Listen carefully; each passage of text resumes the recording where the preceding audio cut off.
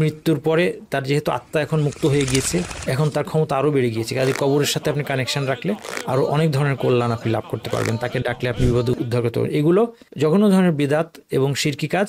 এই 6টা বৈশিষ্ট্য শরীয়তের সাথে না মিললে বিদাত হয়ে যায়। উপলক্ষ, শ্রেণী, পরিমাণ, পদ্ধতি, স্থান, সময়, 6টা জিনিস, এই সব একদম পার বিদাত, মানে একদম ভিত্তি, মানে জাল হাদিসও না এটার ব্যাপারে। নামাজ পড়ে না কিন্তু নিয়ামকরণ পড়ে।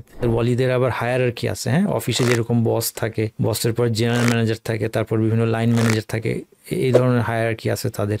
গাউস, কুতুব, আবদাল। বিদাতি বলতে চায় যে নবী সাল্লাল্লাহু আলাইহি ওয়াসাল্লাম বার্তা ঠিক মতো পৌঁছায় নাই, নবী সাল্লাল্লাহু আলাইহি ওয়াসাল্লাম এটা তো শিখাইতে ভুলে গেছে। বিদাতি বলতে চায় শরীয়তের মধ্যে ঘাটতি আছে, শরীয়ত যথেষ্ট না, আমার এর বাইরে কিছু করা লাগবে। বিদাত মানুষ করে এটা ভালো কাজ মনে করে, সে তো তওবার প্রয়োজনই বুঝছে না, তওবা করবে কি?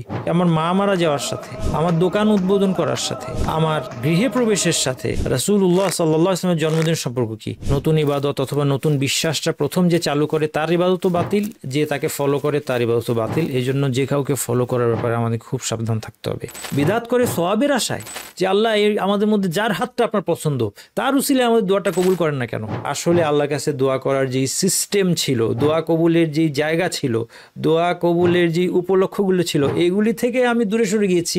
আমার সালামটা পৌঁছে দিয়েন রাসূল সাল্লাল্লাহু আলাইহি ওয়াসাল্লামের কাছে। এগুলো এটা একটা বিদাত। কাকে ফলো করব? রাসূলুল্লাহ সাল্লাল্লাহু আলাইহি সাল্লাম।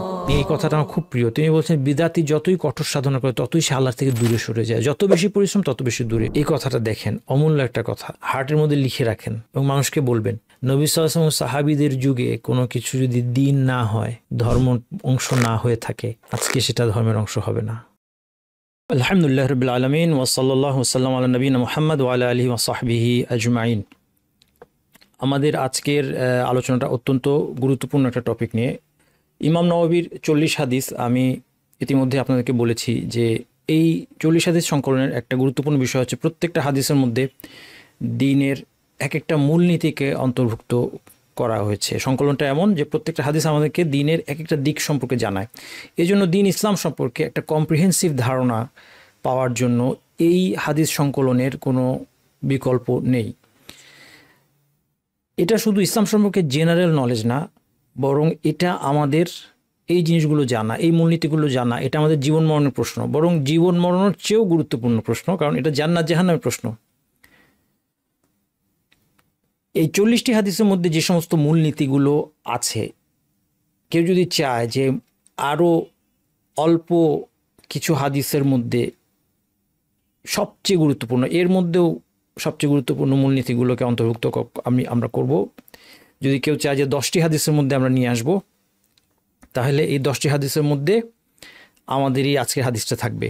কেউ যদি বলে যে না, আমি 3টি হাদিসের মধ্যে গোটা দিনকে প্রকাশ করতে চাই, তাহলে এর মধ্যেও আমাদের আজকের যে হাদিসটা 5 নম্বর হাদিস, সেই হাদিসটা থাকবে। এবং সবচেয়ে সংক্ষিপ্ততম কেউ যদি বলে যে আমি 2টা বিষয়ের মধ্যে, 2টা হাদিসের মধ্যে পুরা দিনকে অন্তর্ভুক্ত করে ফেলতে চাই, তাহলে এর মধ্যে আমাদের আজকের আলোচ্য হাদিসটা আসবে। কারণ এর চেয়ে কম কিছু হতে পারে না। আমাদের দিনের ফাউন্ডেশন হচ্ছে এই সাক্ষ্য দেয়া যে লা ইলাহা ইল্লাল্লাহ, আল্লাহ ছাড়া ইলাহ নেই।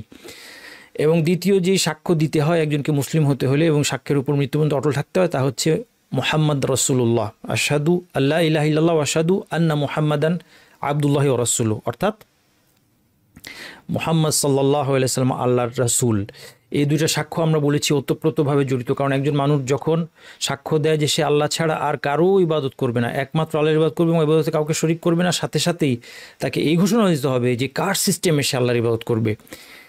যে কারো সিস্টেমে ইবাদত আল্লাহর কাছে গ্রহণযোগ্য হবে না। একমাত্র এই যে ইবাদতের শপথ সে নিয়েছে, সেই ইবাদত যদি নবী মুহাম্মদ সাল্লাল্লাহু আলাইহি ওয়াসাল্লামের দেখানোর পথে করে, কেবলমাত্র তখনই সেটা আল্লাহ সুবহানাহু ওয়া তাআলার কাছে গ্রহণযোগ্য হবে। আর আজকের হাদিসটা ঠিক এই বিষয়টাকে ঘিরে।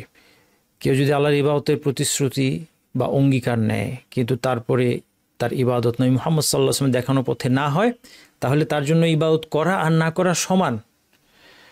কারণ নবী মুহাম্মদ সাল্লাল্লাহু আলাইহি ওয়াসাল্লামের দেখানো পথ ছাড়া অন্য পথে যা কিছু সে বিশ্বাস করেছে, যা কিছু ইবাদত বা আমল সে করেছে, যা কিছু মুআমালাত সে করেছে, এই সব কিছু আল্লাহর কাছে বাতিল হিসেবে গণ্য হবে। এটাই আমরা আজকের হাদিসে দেখব। আমাদের আজকে আলোচনা যে হাদিসটাকে ঘিরে, সেটা হচ্ছে ইমাম নওয়াবীর সংকলনের 5 নম্বর হাদিস। এই হাদিসটা আমাদের আমল, ইবাদত অথবা বিশ্বাস, আকীদা যেটাই বলি, এগুলো কবুল হওয়ার এক্সটার্নাল শর্ত নিয়ে কথা বলছে। যে কোনো আমল অথবা ইবাদত আল্লাহর নৈকট্য লাভের জন্য আমরা যাই করি না কেন, আমরা যেভাবে দিন পালন করি না কেন, সেটা আল্লাহ সুবহানাহু ওয়া তাআলার কাছে গ্রহণযোগ্য হবে কিনা, এটা দুইটা কন্ডিশন উপর দাঁড়িয়ে আছে। একটা হচ্ছে ইন্টারনাল, অন্তরের, আর একটা হচ্ছে বাহ্যিক। অন্তরের কন্ডিশন হচ্ছে এই ইবাদতটা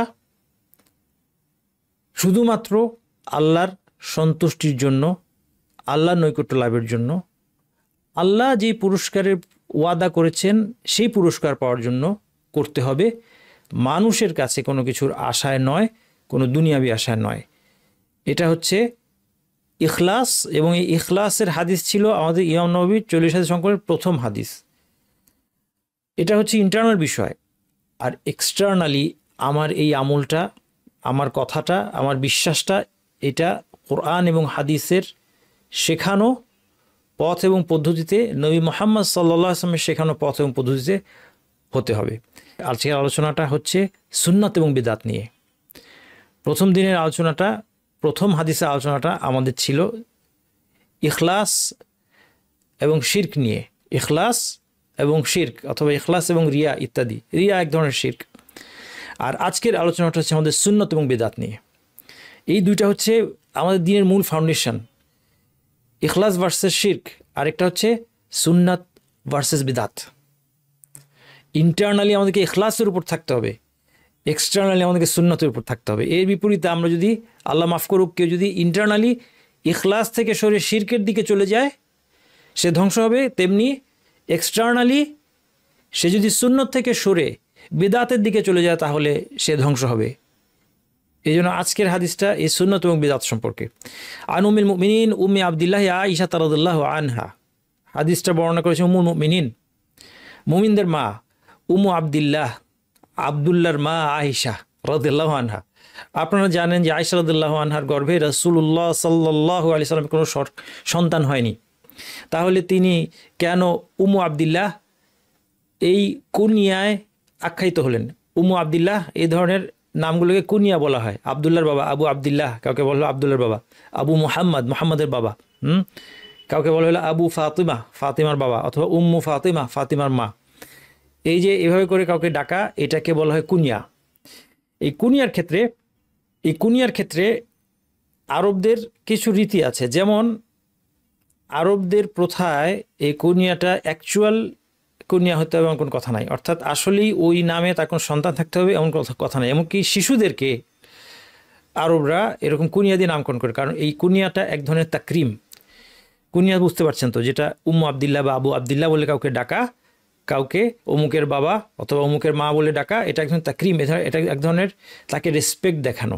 এবং এই জন্য আরবরা অনেক সময় বাচ্চাদেরকে এই ধরনের নামে ডেকে থাকে, তার সেলফ এস্টিম তার মধ্যে তৈরি করার জন্য, তাকে অনার করার জন্য। যেমন আবু উমাইর নামক একজন সাহাবী ছিলেন রাদিয়াল্লাহু আনহু, যার কথা হাদিসের মধ্যে এসেছে, তখন শিশু ছিলেন আবু উমাইর। তো শিশু বয়সেই তার, তখন কারো বাবা হওয়ার বয়সই হয় নাই, তখন থেকেই তাকে আবু উমাইর ডাকা হচ্ছে। ঠিক একইভাবে আয়েশা রাদিয়াল্লাহু আনহা, হাদিসের মধ্যে এসেছে রাসূলুল্লাহ সাল্লাল্লাহু আলাইহি সাল্লামকে বললেন যে সাওয়াহিবি লাহুন্না কুনা, কুল্লুহুন্না অথবা লাহুন্না কুনা। কুনা মানে তাদের সবার কুনিয়া আছে। আমার সাওয়াহিবি, সাওয়াহিব মানে রাসূল সাল্লাল্লাহু আলাইহি ওয়াসাল্লাম অন্যান্য স্ত্রীরা, তাদের অধিকাংশের কুনিয়া আছে। তখন রাসূল সাল্লাল্লাহু আলাইহি সাল্লাম তাকে বললেন যে ফাকতানি বি উম্মি আবদুল্লাহ। রাসূল সাল্লাল্লাহু তাকে বললেন যে তুমি উম্মু আবদুল্লাহ কুনিয়া গ্রহণ করো তোমার বোনের ছেলের মাতৃস্থানীয় হিসেবে। কারণ আয়েশা রাদিয়াল্লাহু আনহার বড় বোন আসমা রাদিয়াল্লাহু আনহার ছেলের নাম হচ্ছে আব্দুল্লাহ ইবনে জুবাইর। তাহলে আয়েশা রাদিয়াল্লাহু আনহা হচ্ছেন আব্দুল্লাহ ইবনে জুবাইরের খালা, আর খালা হচ্ছে মাতৃস্থানীয়। তো সেই জন্য রাসূলুল্লাহ সাল্লাল্লাহু আলাইহি সাল্লাম তিনি আয়েশা রাদিয়াল্লাহু আনহাকে ভালোবাসতেন। আমর ইবনে আস রাদিয়াল্লাহু আনহু তিনি রাসূল সাল্লাল্লাহু আলাইহি ওয়াসাল্লামকে একবার জিজ্ঞেস করলেন যে মান আহাব্বুন নাসি ইলাইকা, আপনার কাছে সবচেয়ে প্রিয় মানুষটা কে? এবং রাসূল সাল্লাল্লাহু আলাইহি ওয়াসাল্লাম যে আয়েশা রাদিয়াল্লাহু আনহাকে ভালোবাসতেন এটা তিনি গোপন করতেন না। তিনি জবাবে বললেন আয়েশা, আমার কাছে সবচেয়ে প্রিয় হচ্ছে আয়েশা।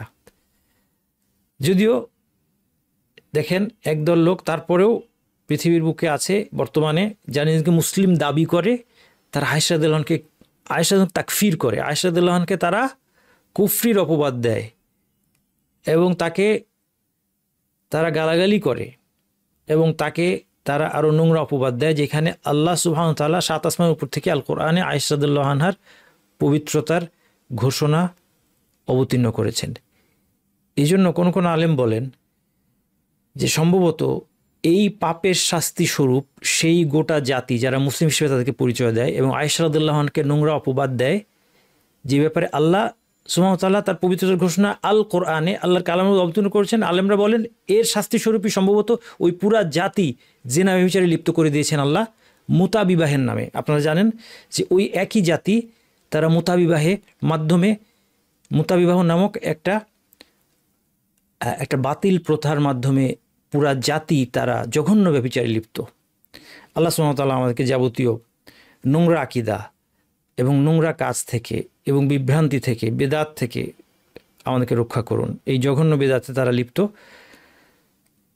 সেই আয়েশা রাদিয়াল্লাহু আনহা সম্পর্কে, যার সম্পর্কে নবী সাল্লাল্লাহু আলাইহি ওয়াসাল্লাম প্রশ্ন করা হলে তিনি বলেছেন তার কাছে সবচেয়ে প্রিয় ব্যক্তি হচ্ছে নবী আয়েশা রাদিয়াল্লাহু আনহা, এবং নবী মুহাম্মদ সাল্লাল্লাহু আলাইহি ওয়াসাল্লাম একমাত্র সেই তার কাছে প্রিয় হতে পারে যিনি একজন উত্তম ব্যক্তি, পুরুষ অথবা নারীর মধ্যে, যিনি উত্তম, পবিত্র, সৎকর্মশীল, সেরকম একজন মানুষই নবী মুহাম্মদ সাল্লাল্লাহু আলাইহি ওয়াসাল্লামের প্রিয় ব্যক্তি হতে পারে এবং নবী মুহাম্মদ সাল্লাল্লাহু আলাইহি ওয়াসাল্লামের স্ত্রী হতে পারে।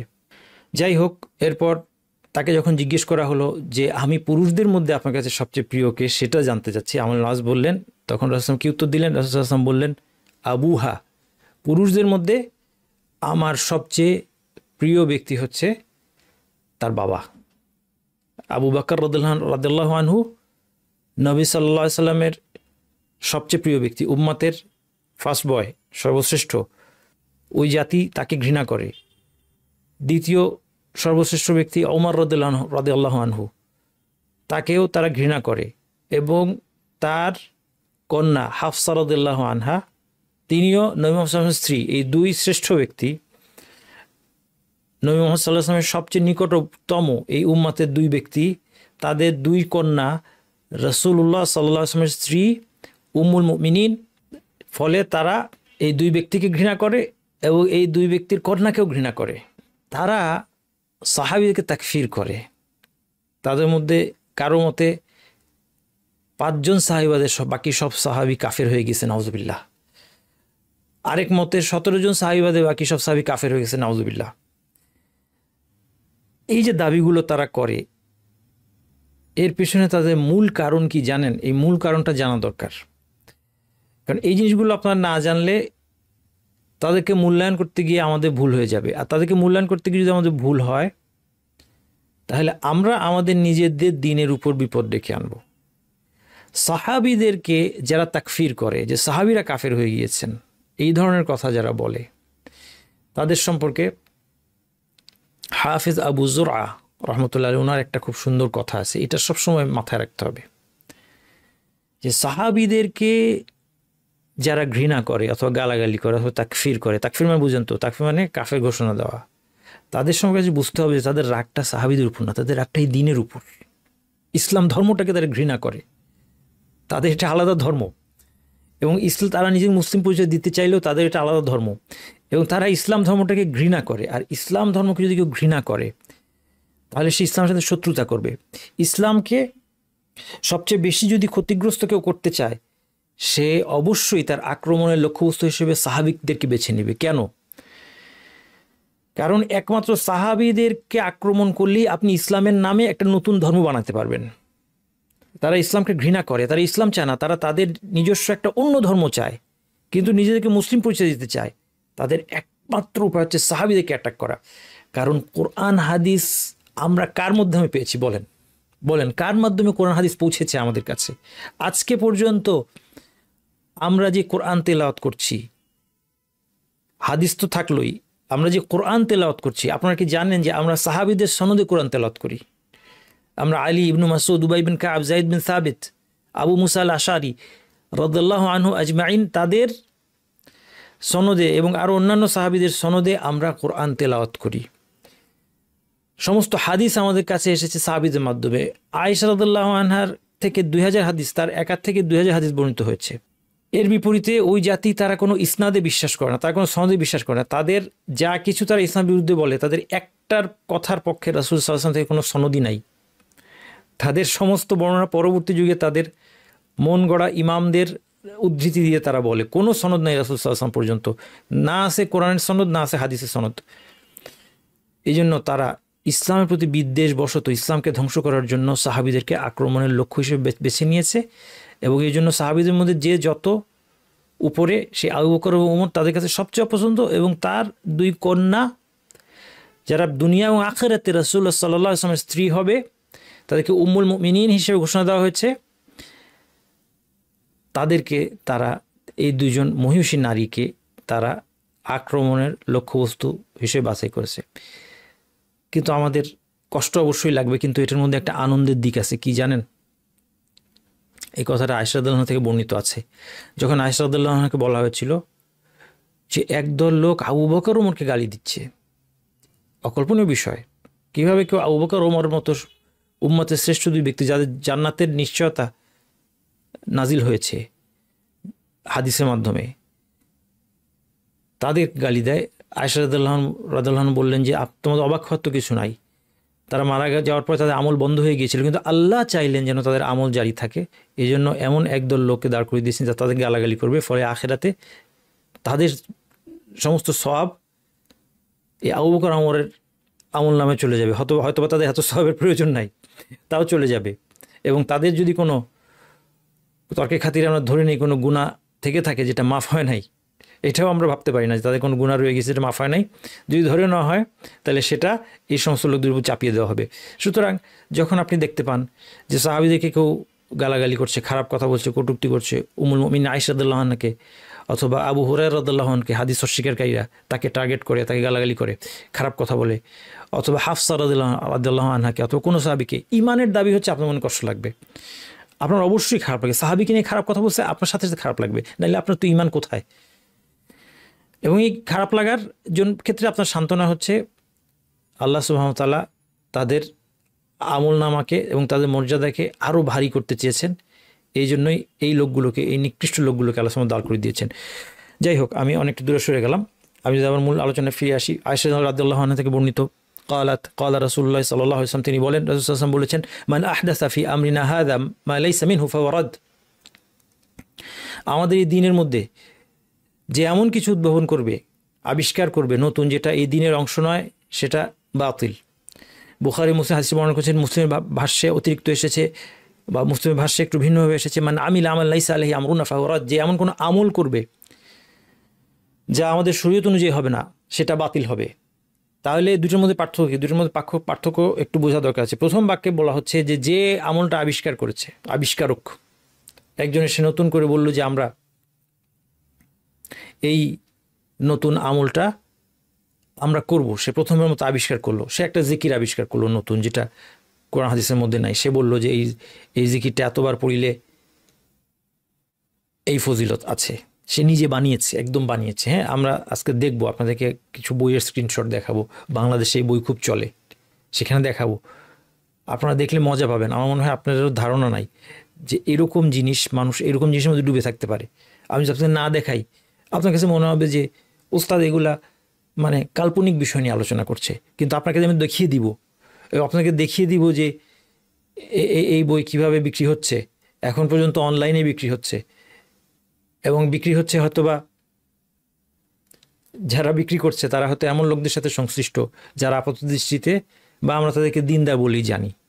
এখন কেউ যখন একটা কিছু বানাইলো, একটা নতুন দিনের মধ্যে একটা নতুন অনুষ্ঠান আবিষ্কার করলো, এটা দিনের মধ্যে নাই, মিলাদ আবিষ্কার করলো, রাসূল সাল্লাল্লাহু আলাইহি সাল্লামের জন্মদিন পালন করে, তারা যে কোনো অকেশনে রাসূল সাল্লাল্লাহু আলাইহি সাল্লামের জন্মদিন পালন করে, মা মারা গেলে রাসূল সাল্লাল্লাহু আলাইহি সাল্লামের জন্মদিন পালন করে। দেখেন আমাদের আকলটা কত নিচে নেমে গেলে একটা মানুষ করতে পারে। একটা মানুষ কি মনে হয় না যে আমার মা মারা যাওয়ার সাথে রাসূল সাল্লাল্লাহু আলাইহি সাল্লামের জন্মের কি সম্পর্ক? ওই দিনটা জন্মদিন কিনা, যেই দিনটা অ্যাকচুয়ালি জন্মদিন দাবি করে 12ই রবিউল আউয়াল, সেই দিনটা জন্মদিন কিনা, এটা নিয়েই মতভেদ আছে। এটা হিস্টোরিক্যালি প্রিজার্ভড হয় নাই। কেন? কারণ এটার কোনো গুরুত্ব নাই। সাহাবীরা এটা প্রিজার্ভ করেন নাই। রাসূল সাল্লাল্লাহু আলাইহি ওয়াসাল্লামের জন্মদিনটা কোন দিন এটার কোনো গুরুত্ব নাই, শুধু জানা আছে এটা সোমবার, এবং সেই জন্য রাসূলুল্লাহ সাল্লাল্লাহু আলাইহি ওয়াসাল্লাম সোমবারে রোজা রাখতেন। সোমবারে রোজা রাখা ভালো কাজ, সুন্নাহ, আপনি রোজা রাখেন। সেটা 12ই রবিউল আউয়াল কিনা এটা ইসনাদের মাধ্যমে কোনো নিশ্চিত প্রমাণ নাই। হিস্টোরিক্যালি বলা হয় 12ই রবিউল আউয়াল বলা হয়, 9ই রবিউল আউয়াল বলা হয়। এখন এই যে মিলাদুন নবী যারা আবিষ্কার করলো যে আমরা এটা পালন করব, হিস্টোরিক্যালি দেখা যায় যে শ্রেষ্ঠ 3 প্রজন্ম চলে যাওয়ার পর নবী সাল্লাল্লাহু আলাইহি ওয়াসাল্লাম মৃত্যুর হয়তো 600 বছর পরে, 600 হিজরিতে বা 500 শতকে বা 600 শতকে সেরকম সময় গিয়ে এগুলো আবিষ্কার করা হয়েছে। এর আগ পর্যন্ত এর কোনো অস্তিত্বই ছিল না। রাসূল সাল্লাল্লাহু আলাইহি ওয়াসাল্লামের মিলাদুন নবী উদযাপন, আচ্ছা এটা তো গেল যদি ওই দিনকে উদযাপন করে। এরপর মানুষ, আমরা আরও কত নির্বোধ হয়ে গেলে এখন মা মারা গিয়েছে আমি মিলাদ করলাম। একবার কি আমরা চিন্তা করি না? এইটুকু তো কেউ চিন্তা করতে পারতো যে আমার মা মারা যাওয়ার সাথে, আমার দোকান উদ্বোধন করার সাথে, আমার গৃহে প্রবেশের সাথে রাসূলুল্লাহ সাল্লাল্লাহু আলাইহি ওয়াসাল্লামের জন্মদিনের সম্পর্ক কি? কেউ মারা যাওয়ার সাথে এটা সম্পর্ক কি? মারা যাওয়া তো একটা দুঃখের ইভেন্ট। তাহলে কি রাসূল সাল্লাল্লাহু আলাইহি ওয়াসাল্লামের জন্মের কারণে আমি আজকে দুঃখ উদযাপন করছি? যে এটা প্রথম আবিষ্কার করলো, তারপরে একটা দরুদ আবিষ্কার করলো। অনেক বানোয়াট দরুদ আছে আমাদের সমাজে, অনেক বানোয়াট জিকির আজকার আছে, এগুলো উদাহরণ দিচ্ছি। অনেক ধরনের অনুষ্ঠান আছে, হ্যাঁ, মৃত্যুর পরে 4 দিন, তারপরে 40 আবিষ্কার করলো। প্রথম যে আবিষ্কার করলো যে 4 দিনের মাথায় এটা করতে হবে, 40 দিনের মাথায় এটা করতে হবে, তার এই আমলটা বাতিল, প্রত্যাখ্যাত হবে। এটা হচ্ছে প্রথম বাক্যের কথা। প্রথম বাক্যে বলেছে মান আহদাসা, যে এটা আবিষ্কার করেছে, স্টার্ট করেছে, ইনভেন্ট করেছে। দ্বিতীয় হাদিসে বলা হয়েছে মান আমিলা, যে আমল করেছে। তাইলে একজন আবিষ্কার করেছে, আরেকজন তাকে দেখে আমল করেছে, যে না উনি আমার পীর, উনি আমার মুর্শিদ, আমি উনার ফলোয়ার, আমি এত কোরআন হাদিস বুঝি না, আমি উনাকেই ফলো করব। যতই কোরআন হাদিস শোনানো হোক আমি এটা যাচাইও করব না, আমি কোনো আলেমকেও জিজ্ঞেস করব না। উনি আমাকে বলেছেন, ওনাকে আমি পীর ধরেছি, মুর্শিদ ধরেছি, উনার পিছনে পিছনে আমি এই কাজগুলো করব, তার ইবাদতটাও বাতিল। বিষয়টা কিন্তু খুব বিপজ্জনক। এই জন্য অন্ধ অনুসরণ, অ্যাবসোলুট অন্ধ অনুসরণ বিপজ্জনক। আমাদেরকে চোখ কান সবসময় খোলা রাখতে হবে যে আমরা কি করছি, যার অনুসরণ করছি তিনি আদৌ আলেম কিনা ভালো করে খোঁজ করতে হবে, তার জীবন দেখতে হবে, সে জীবনটা কি হতে পারে, তিনি কি রাসূলের সুন্নতের উপর চলে, আল্লাহকে ভয় করে চলে, কোরআন হাদিসের ভিত্তিতে কথা বলে, নাকি বিভিন্ন কবিতা ওড়ায়, বিভিন্ন গজল গায়, তারপরে খালি ফার্সি কবিতা বলে, কোরআন হাদিস বলে না, হাদিসের সহি বিশুদ্ধ নিয়ে কোনো আলোচনা নাই, হাদিসটা সহি না বিশুদ্ধ, কোনটা হাদিস বললো, কি হাদিস বললো, হাদিসে আছে, কিতাবে আছে বলেই সব কিছু বলে দেয়, এটার কোনো রেফারেন্স নাই। এই বিষয়গুলো তো আলোচনা করতে চায় না। এই বিষয়গুলো আপনি সহজে পরীক্ষা করতে পারবেন, একটা মানুষের পরীক্ষা করতে পারবেন।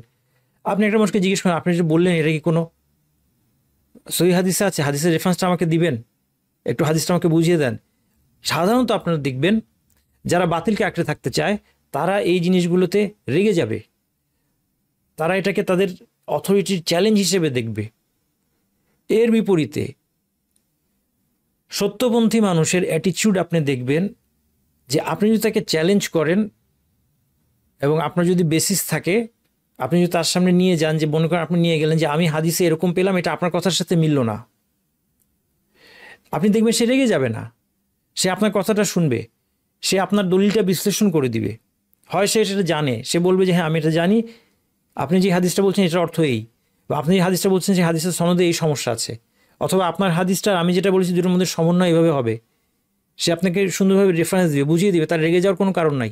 অথবা সে যদি না জানে তাহলে সে আপনাকে বলবে আচ্ছা ঠিক আছে আপনি দেন, আমি দেখি এটার মধ্যে সমন্বয় কীভাবে হয়, আলেমরা কি বলেছেন আমি দেখি, আমি আমার পজিশনটা আবার রিভিউ করি। আপনি দুইটা মানুষের, দেখেন আপনি এক্সপার্ট পণ্ডিত না হলেও আপনি দুইটা মানুষের অ্যাটিটিউড থেকে আপনি চিনতে পারবেন।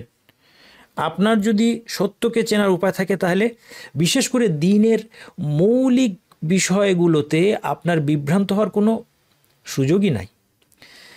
এখন না সালাতে হাত বুকে বাঁধবেন, নাকি আর একটু নিচে বাঁধবেন, নাকি নাভির উপরে বাঁধবেন, নাকি নাভির নিচে বাঁধবেন, দেখেন এই বিষয়গুলো মেজর ইস্যু না। এই বিষয়গুলোতে বড় বড় ইমামদের মধ্যে ইখতিলাফ হয়েছে। কাজেই এই বিষয়গুলোতে কিছুটা মতভেদ থাকতে পারে, থাকা সম্ভব, অতীতকাল থেকে আছে, এখন পর্যন্ত আছে। কিন্তু এই যে দিনের মৌলিক বিষয়, আমরা মিলাদ করব কি করব না, আমরা 4 দিন করব কি করব না, আমরা 40 করব কি করব না, আমরা নিয়ত মুখে উচ্চারণ করব কি করব না, আমরা 5 ওয়াক্ত সালাতের পর নিয়মিত সম্মিলিত মোনাজাত করব কি করব না, যেটা আমি আগে বলেছি মোনাজাত নামটাই ভুল, শব্দটাই ভুল। মোনাজাত হচ্ছে একান্ত চুপে চুপে যে কথা মানুষ বলে, কথাবার্তা। আপনি সালাতের মধ্যে মোনাজাতের জায়গা, আল্লাহর সাথে সালাতের মধ্যে আপনার মোনাজাত হয়, সালাতের মধ্যে আল্লাহর সাথে আপনার কথোপকথন হয়, আপনি আল্লাহর কাছে চাচ্ছেন, আল্লাহ আপনাকে দিচ্ছেন, জবাব দিচ্ছেন।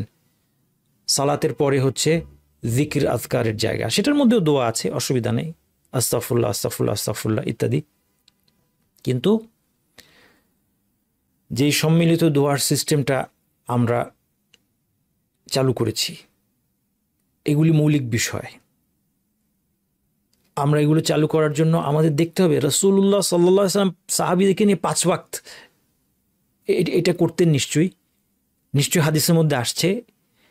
সাহাবীরা নিশ্চয়ই বলছেন 5 বার দিনের মধ্যে। দেখেন কত গুরুত্বপূর্ণ একটা ব্যাপার। 5টা সালাত সবচেয়ে গুরুত্বপূর্ণ ব্যাপার। 5টা সালাতের পরে রাসূলুল্লাহ সাল্লাল্লাহু আলাইহি ওয়াসাল্লাম যদি এটা করতেন, তাহলে নিশ্চয়ই অনেক সাহাবী বর্ণনা করতেন, রাসূল সাল্লাল্লাহু আলাইহি ওয়াসাল্লাম সালাত আদায় করলেন, এভাবে বলতেন। সহিহ হাদিসগুলোতে আসতো, বুখারীতে আসতো, মুসলিমের মধ্যে আসতো, অনেকগুলো বর্ণনা আসতো। রাসূল সাল্লাল্লাহু আলাইহি ওয়াসাল্লাম আমাদেরকে নিয়ে সালাত শেষ করলেন, সালাত শেষ করার সাথে সাথেই 2 হাত তুললেন, বললেন আল্লাহুম্মা আমিন, তারপরে বললেন রব্বানা আতিনা ফিদ দুনিয়া হাসানা ওয়া ফিল আখিরাতি হাসানা ওয়াজাল, শেষে বললেন, লাস্টে গিয়ে কি বললেন, ওয়াজাল আখিরা কালিমাতিনা লা ইলাহা ইল্লাল্লাহু মুহাম্মাদুর রাসূলুল্লাহ। ঠিক না? সাহাবীরা বলতেন, ইবনে ওমর বর্ণনা করতেন যে আমি রাসূল সাল্লাল্লাহু আলাইহি ওয়াসাল্লামের নামাজ পড়লাম, নামাজ শেষে তিনি, কারণ 5 ওয়াক্ত করতেছেন তো, তাই না? ফজরের পরে করছে, জোহরের পরে করতেছেন, আসরের পরে করতেছেন, তাই না? ইবনে ওমর বলবে, তারপর ইবনে মাসউদ বলবেন, আবু হুরায়রা বর্ণনা করবেন, অসংখ্য সাহাবী বর্ণনা করবেন, মুতাওয়াতির হাদিস হয়ে যাবে। যদি আজকে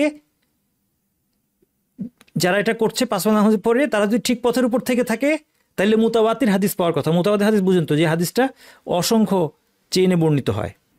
কিন্তু কোথায় হাদিস? দলিল হিসেবে নিয়ে আসা হয় একটা হাদিসকে, যেটা মধ্যে বলা আছে দোয়া কবুলের জায়গা হিসেবে বলা আছে সালাতের শেষাংশ। সালাতের শেষাংশ হচ্ছে দোয়ার জায়গা। জেনারেল হাদিস দিয়ে এইটুক জেনারেল হাদিস। আর অন্য একটা হাদিসে আছে যে হাত তুলে দোয়া করলে আল্লাহ সুবহানাহু ওয়া তাআলা সেই হাত শূন্য ফিরিয়ে দিতে কি করেন? লজ্জা পান। এখন আপনি ওই হাদিসের এই জেনারেল বাক্য, ওখানে কিছুই বলা হয় না হাত কখন তুলবেন বা তুলবেন না, এটা বলা হয় না। হাত তুলে দোয়া করা ভালো, জেনারেল বক্তব্য। আর বিভ্রান্তিটা আপনাদেরকে বোঝাচ্ছি যে বিদআত কিভাবে আসে। আরেকটা হাদিসের জেনারেল বক্তব্য কি? সালাতের শেষাংশে দোয়া কবুল হয়। এই শেষাংশের ব্যাখ্যা কি? এই ব্যাখ্যাটা কিন্তু সালাম ফেরানোর পরে না, এটা হচ্ছে সালাম ফেরানোর আগে। কিন্তু প্রথমত সেই ব্যাখ্যাটাকে একদল নিজেদের মতো করে বানিয়ে নিয়েছে যে শেষাংশ মানে সালামের পরে। তাদের বলা উচিত ছিল যে যদি ধরেও নিই যে শব্দটা দুবুর শব্দটা ব্যবহার করা হয়েছে, দুবুর মানে পিছন, কোনো একটা জিনিসের পিছন। যেমন একটা পশুর দুবুর যদি বলা হয়, তাহলে সেই পশুর পিছনের অংশ। পশুর পেছনের অংশ কি পশুর অংশ নাকি পশুর বাইরে? ওইটা ওই পশুর অংশ। তাহলে সাধারণত সালাতের দুবুর বলার মানে হচ্ছে সালাতের শেষাংশ, অর্থাৎ সালাত শেষ হওয়ার আগে যে শেষ অংশ, সালাম ফেরানোর আগে।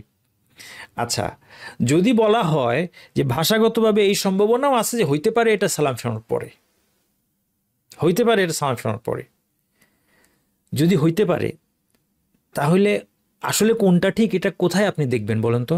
কাকে জিজ্ঞেস করবেন কোনটা ঠিক? খুব স্বাভাবিক কথা হচ্ছে আপনি দেখবেন আচ্ছা ঠিক আছে, কোনটা ঠিক বোঝার জন্য আমরা রাসূল সাল্লাল্লাহু আলাইহি ওয়াসাল্লাম সাহাবীদের আমল দেখি, তাইলে তো বুঝে ফেলবো আমরা।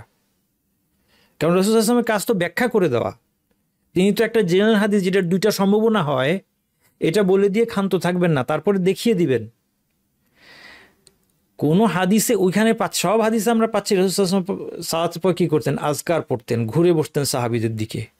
কোনো হাদিসের মধ্যে পাচ্ছি না সবাইকে নিয়ে কিবলার দিকে ঘুরে 2 হাত তুললেন, বললেন আল্লাহুম্মা আমিন, দোয়া করলেন রব্বানা আতিনা ফিদ দুনিয়া হাসান, শেষে গিয়ে বললেন ওয়াজআল আখিরা কালিমাতিনা ইনদাল মাউতি লা ইলাহা ইল্লাল্লাহু মুহাম্মাদুর রাসূলুল্লাহ। কোথাও পাচ্ছি না। তাইলে বোঝা গেল এর বিপরীতে পাচ্ছি কি, সালাম ফেরানোর আগে দোয়া করতে উৎসাহ দেওয়া হয়েছে, বলা হয়েছে যে এখানে দোয়া কবুল হয়। তাতে করে সালাতের শেষাংশে দোয়া কবুল হয় কথার মানে কি ক্লিয়ার হয়ে গেল, এটা সালাতের বাইরে না, এটা সালাতের মধ্যে। বিদআত কীভাবে আসে আপনাদের বোঝানোর জন্য এতগুলো কথা বললাম। তাইলে মোট কথা এই হাদিস থেকে আমরা পেলাম যে যে বেদাতটা প্রথম আবিষ্কার করে, দ্বীনের মধ্যে নতুন প্রথাটা, নতুন ইবাদত অথবা নতুন বিশ্বাসটা প্রথম যে চালু করে, তার ইবাদতও বাতিল, যে তাকে ফলো করে তার ইবাদতও বাতিল। এই জন্য যে কাউকে ফলো করার ব্যাপারে আমাদের খুব সাবধান থাকতে হবে। আমাদের সাধারণ মানুষকে সবসময় আল্লাহর কাছে হেদায়েত চাইতে হবে যে আল্লাহ আমাদেরকে যে সমস্ত আলেম ওলামা কোরআন সুন্নাহর উপর আছেন এবং সঠিক জ্ঞান মানুষকে দিচ্ছেন, তাদেরকে আমরা চিনতে পারি, তাদেরকে অনুসরণ করতে পারি। বিশেষ করে দ্বীনের মৌলিক বিষয়, খুঁটিনাটি মাসালা যেটা আমি বললাম, এগুলিতে ফিকহি মাসালা, এখানে একটু মতভেদ হয়ে গেলে ইনশাল্লাহ অসুবিধা নাই, কিন্তু দ্বীনের মৌলিক বিষয় যদি মতভেদ হয়ে যায় সমস্যা। আসেন এবার ভালো করে সিট বেল্ট বেঁধে নেন, এবার কিন্তু আসল আলোচনা শুরু, এবং আমার দ্রুত যেতে হবে আমাদের। হ্যাঁ, আমরা দ্রুত যাব। বিদআত সম্পর্কে সব মৌলিক বিষয়গুলো আমরা জানার চেষ্টা করব। আজকে আমরা জানবো বিদআতের সংজ্ঞা। বিদআতের সংজ্ঞা বলতে সংজ্ঞা মুখস্থ করার জন্য, প্র্যাকটিক্যালি বিদআত চেনার জন্য বিদআতের সংজ্ঞা আমরা দেখব। বিদআতের টাইপগুলো দেখব প্র্যাকটিক্যালি বিদআতকে চেনার জন্য। এরপর 6টা কারণে কোনো একটা কাজ বিদআতে পরিণত হয়ে যায়, এটা আমরা দেখব। এরপর আমরা দেখব প্র্যাকটিক্যাল কিছু বিদআতের এক্সাম্পল, এবং সর্বশেষ দেখব বিদআতের কুফল। আপনারা বিদআত সম্পর্কে একটা খুব সুন্দর আলোচনা পাবেন ডক্টর ইমাম হোসেন। উনি একটা আলোচনা করেছেন, দীর্ঘ উনি খুতবায় সিরিজ আলোচনা করেছেন, এবং সেখানে বিস্তারিত উনি বিদআতকে চেনার উপায় নিয়ে আলোচনা করেছেন। তারপরে আমাদের দেশে প্রচলিত বিদআত নিয়ে অনেক বিস্তারিত আলোচনা করেছেন। ওনার একটা ভালো বৈশিষ্ট্য হলো এই ব্যাপারে আলোচনার ক্ষেত্রে যে উনি বাংলাদেশে কি হয়, এই দেশের সর্বস্তরে কি হয়, আদ্যপান্ত উনি জানেন। উনি বিভিন্ন ধরনের মানুষের সাথে মিশেছেন, বিভিন্ন ধরনের বিদআতীদের সাথে মিশেছেন। সাধারণ মানুষ বিদআতীদের সাথে মিশবে না, কিন্তু উনি একজন আলেম। উনি বিভিন্ন কারণে, হয়তো জীবনের বিভিন্ন পর্যায়ে অথবা গবেষণার কারণে হোক, উনি মিশে এই জিনিসগুলো আদ্যপান্ত জানেন। এই জন্য ওনার আলোচনাটা খুবই বাস্তবধর্মী। এই আলোচনাটা এই জন্য আমি মনে করি এই জিনিসগুলো আমাদের সবার জানা দরকার আছে, যে সমাজে কি হচ্ছে, আমাদের নিজেদের বাঁচার জন্য, সন্তান পরিবারকে বাঁচানোর জন্য, এবং সমাজের মানুষের প্রতি আমার দায়িত্ব পালন করার জন্য। এই জন্য এই দিক থেকে আমি বিশেষভাবে মনে করি, আর অন্যান্য দিকেও ভালো, এই দিক থেকে ওনার আলোচনাটা আপনারা সার্চ করলে ইউটিউবে পাবেন, এগুলো আপনারা শুনবেন। আমি আপনাদেরকে যেটা আজকে আলোচনা করবো এটা আর একটু কনসাইজ ফর্মে। বিদআতের পরিচয় আমি আপনাদেরকে 4টা সংজ্ঞা দিব। 4টা সংজ্ঞা দেওয়ার একটা কারণ আছে। একটা বিদআতকে আইডেন্টিফাই করার জন্য, বিদআত কিন্তু অনেক, বিদআতের সংখ্যা কিন্তু অনেক। বিদআতকে গুণে গুণে হিসাব রাখা এর চেয়ে সহজ হচ্ছে বিদআতের ক্রাইটেরিয়াগুলো জানা, যে কোন জিনিসের কারণে কোনো একটা কাজ বিদআতে পরিণত হবে।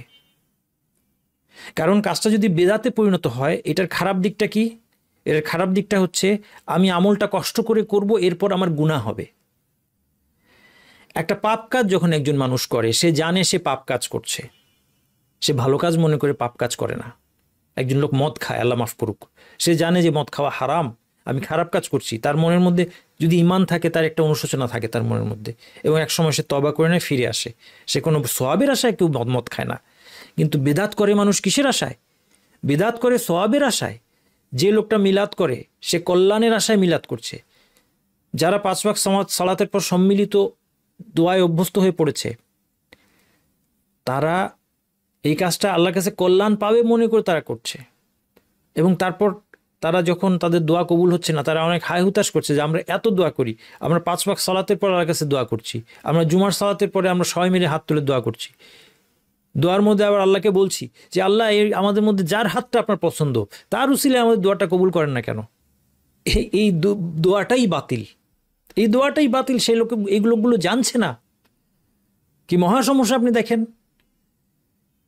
আমরা মনে করছি তো এই যে এখানে দোয়া করার মনে করছি এটা তো আমার দোয়া করার জায়গা, কতগুলো ক্ষতি আপনি দেখেন। আমি কষ্ট করে সময় নষ্ট করে দোয়া করছি, আমার দোয়াটা বাতিল বাতিল, এবং এটা প্রত্যাখ্যাত, মানে এটার জন্য গুনাহ হবে, আমার এটার জন্য গুনাহ হবে। দোয়া কবুল তো পরের কথা, আমি যদি কিছুই না বলতাম, কোনো দোয়া না করতাম, আমার ভালো ছিলাম, গুনাহ হইতো না। এখন এটার জন্য গুনাহ হবে, দোয়া যেটা করেছি এটা পাওয়া তো সেটা আরেক প্রশ্ন। এরপর যখন এই জায়গায় দোয়া করে আমি সন্তুষ্ট, যেটা কোনো দোয়া কবুলের জায়গা না, যেটা দোয়ার এই সম্মিলিত দোয়া বা এই ধরনের কিছু কোনো উপযুক্ত জায়গাই না, তখন আমার আসলে আল্লাহর কাছে দোয়া করার যেই সিস্টেম ছিল, দোয়া কবুলের যেই জায়গা ছিল, দোয়া কবুলের যেই উপলক্ষগুলো ছিল, এইগুলি থেকে আমি দূরে সরে গিয়েছি। এই জন্য বিদআত আইডেন্টিফাই করা খুব দরকার। আমরা চারটা পরিচয় হিসেবে চারটা জিনিস আমরা বলবো যেটা আমাদেরকে বিদআতকে চিনতে সহায়তা। প্রথম হচ্ছে দিনের মধ্যে নতুন করে উদ্ভাবিত বিষয়, যেটা দিনের মধ্যে ছিল না, কেউ নতুন করে আবিষ্কার করলো। সেটা কোনো বিশ্বাস হতে পারে, যেমন কেউ বললো আল্লাহ সর্বত্র বিরাজমান, আল্লাহ অমনি প্রেজেন্ট, ইংরেজিতে বলে অমনি প্রেজেন্ট, বাংলায় বলে সর্বত্র বিরাজমান। এই কথাটা কোরআন হাদিসে কোথাও বলা হয় না, নতুন করে একজন উদ্ভাবন করলো, নতুন একটা আমল কেউ উদ্ভাবন করলো, নতুন একটা জিকির কেউ উদ্ভাবন করলো, যেমন আল্লাহ আল্লাহ আল্লাহ আল্লাহ আমি করব, অথবা সবাই মিলে একসাথে বসে লা ইলাহা ইল্লাল্লাহ সবাই এক সুরে বলতেছে, বলতে বলতে আবার যিনি বলাচ্ছেন তিনি একবার লা ইলাহা বলে থেমে যান, বাকিরা বলে ইল্লাল্লাহ, তারপর আবার ইল্লাল্লাহ ইল্লাল্লাহ, এটা চলতে থাকে। এই যে একটা জিনিস নতুন করে আসলো, এগুলি হচ্ছে দিনের মধ্যে নতুন উদ্ভাবিত বিষয়, এটা আমরা বুঝতে পারলাম। আচ্ছা, আমরা যদি দ্বিতীয় সংজ্ঞাটা দেখি, যে কোনো নতুন বিশ্বাস, কথা বা কাজ যা আল্লাহর নৈকট্য লাভের জন্য করা হয়, অথচ এর সপক্ষে কোরআন হাদিস কিংবা সাহাবীগণের উপলব্ধি থেকে কোনো প্রমাণ পাওয়া যায় না। বিদআত কখন প্রযোজ্য হবে, এখানে একটা গুরুত্বপূর্ণ কথা আছে এই দ্বিতীয় সংজ্ঞায়। কোনো নতুন বিশ্বাস, কথা বা কাজ, এটা বিশ্বাস হতে পারে, উদাহরণ দিয়েছি, আরও দেখবো আমরা সামনে, কথা এবং বা কাজ হতে পারে যা আল্লাহর নৈকট্য লাভের জন্য করা হয়, অথচ এর সপক্ষে কোরআন হাদিস কিংবা সাহাবীগণের আন্ডারস্ট্যান্ডিং থেকে কোনো দলিল নাই। আচ্ছা, আল্লাহর নৈকট্য লাভের জন্য করা হয় কিনা এটা দিয়ে আপনি বিদআত আইডেন্টিফাই করতে পারবেন। যেমন আপনারা এই হাদিসটা দেখেন, ইবনে আব্বাস রাদিয়াল্লাহু আনহু বলছেন, ক্বালা বাইনান নবী সাল্লাল্লাহু আলাইহি ওয়াসাল্লাম ইয়াখতুবু, একদিন নবী সাল্লাল্লাহু আলাইহি ওয়াসাল্লাম খুতবা দিচ্ছেন, ইযা হুয়া বিরাজুলিন কাইমিন ফাসাআলা আনহু, দাঁড়িয়ে থাকা একটা লোককে দেখলেন তিনি অস্বাভাবিক, তার সম্পর্কে জিজ্ঞেস করলেন। ফাকালু আবু ইসরাইল, ওর নাম হচ্ছে, লোকজন বলল ওর নাম হচ্ছে আবু ইসরাইল, নাযারা আন ইয়াকুমা ওয়ালা ইয়াকউদ ওয়ালা ইস্তাযিল্লা ওয়ালা ইয়াতাকাল্লাম ওয়া ইয়াসুম, সে একটা মানত করেছে। কি মানত করেছে? যে সে দাঁড়িয়ে থাকবে, বসবে না, তারপরে সে কোনো ছায়ার নিচে থাকবে না, অর্থাৎ রোদের মধ্যে থেকে কষ্ট করবে, ওয়ালা ইয়াতাকাল্লাম, এবং কারোর সাথে কথা বলবে না, ওয়া ইয়াসুমু, এবং রোজা রাখবে, সাওম পালন করবে। ফাকালান নবী সাল্লাল্লাহু আলাইহি ওয়াসাল্লাম, নবী সাল্লাল্লাহু আলাইহি ওয়াসাল্লাম বললেন, মুরহু ফালিয়াতাকাল্লাম ওয়াল ইয়াস্তাযিল্লা ওয়াল ইয়াকউদ, তাকে আদেশ দাও সে যেন কথা বলে, সে যেন ছায়ার মধ্যে যায়, সে যেন বসে যায়, দাঁড়িয়ে থাকার দরকার নেই, ওয়াল ইউতিম্মা সাওমাহু, আর 4 নম্বর যেটা রোজা, এটা যেন সে রাখে। খেয়াল করেন এখানে এই 4টা কাজের মানত সে করেছে। কি কি 4টা কাজ? 1 নম্বর দাঁড়িয়ে থাকবে, 2 নম্বর রোদের মধ্যে থাকবে, 3 নম্বর কথা বলবে না, 4 নম্বর রোজা রাখবে, অর্থাৎ যে রোজাটা সূর্যসম্মত রোজা। 4টা কাজের মধ্যে 4টা কাজই সে করেছে কেন? মানত মানুষ কেন করে? আল্লাহর সন্তুষ্টির জন্য। তাইলে এই 4টা কাজ সে করেছে আল্লাহর নৈকট্য লাভের আশায়, কিন্তু তার মধ্যে 3টা কোরআন হাদিস সাহাবীদের দলিল নাই 3টার মধ্যে, আর একটা সাওমের পক্ষে শরীয়তের দলিল আছে, বাকি 3টা কথা বন্ধ রাখা, এটা এক ধরনের সাওম। এই সাওমটা অতীতের জাতিগুলোর মধ্যে ছিল।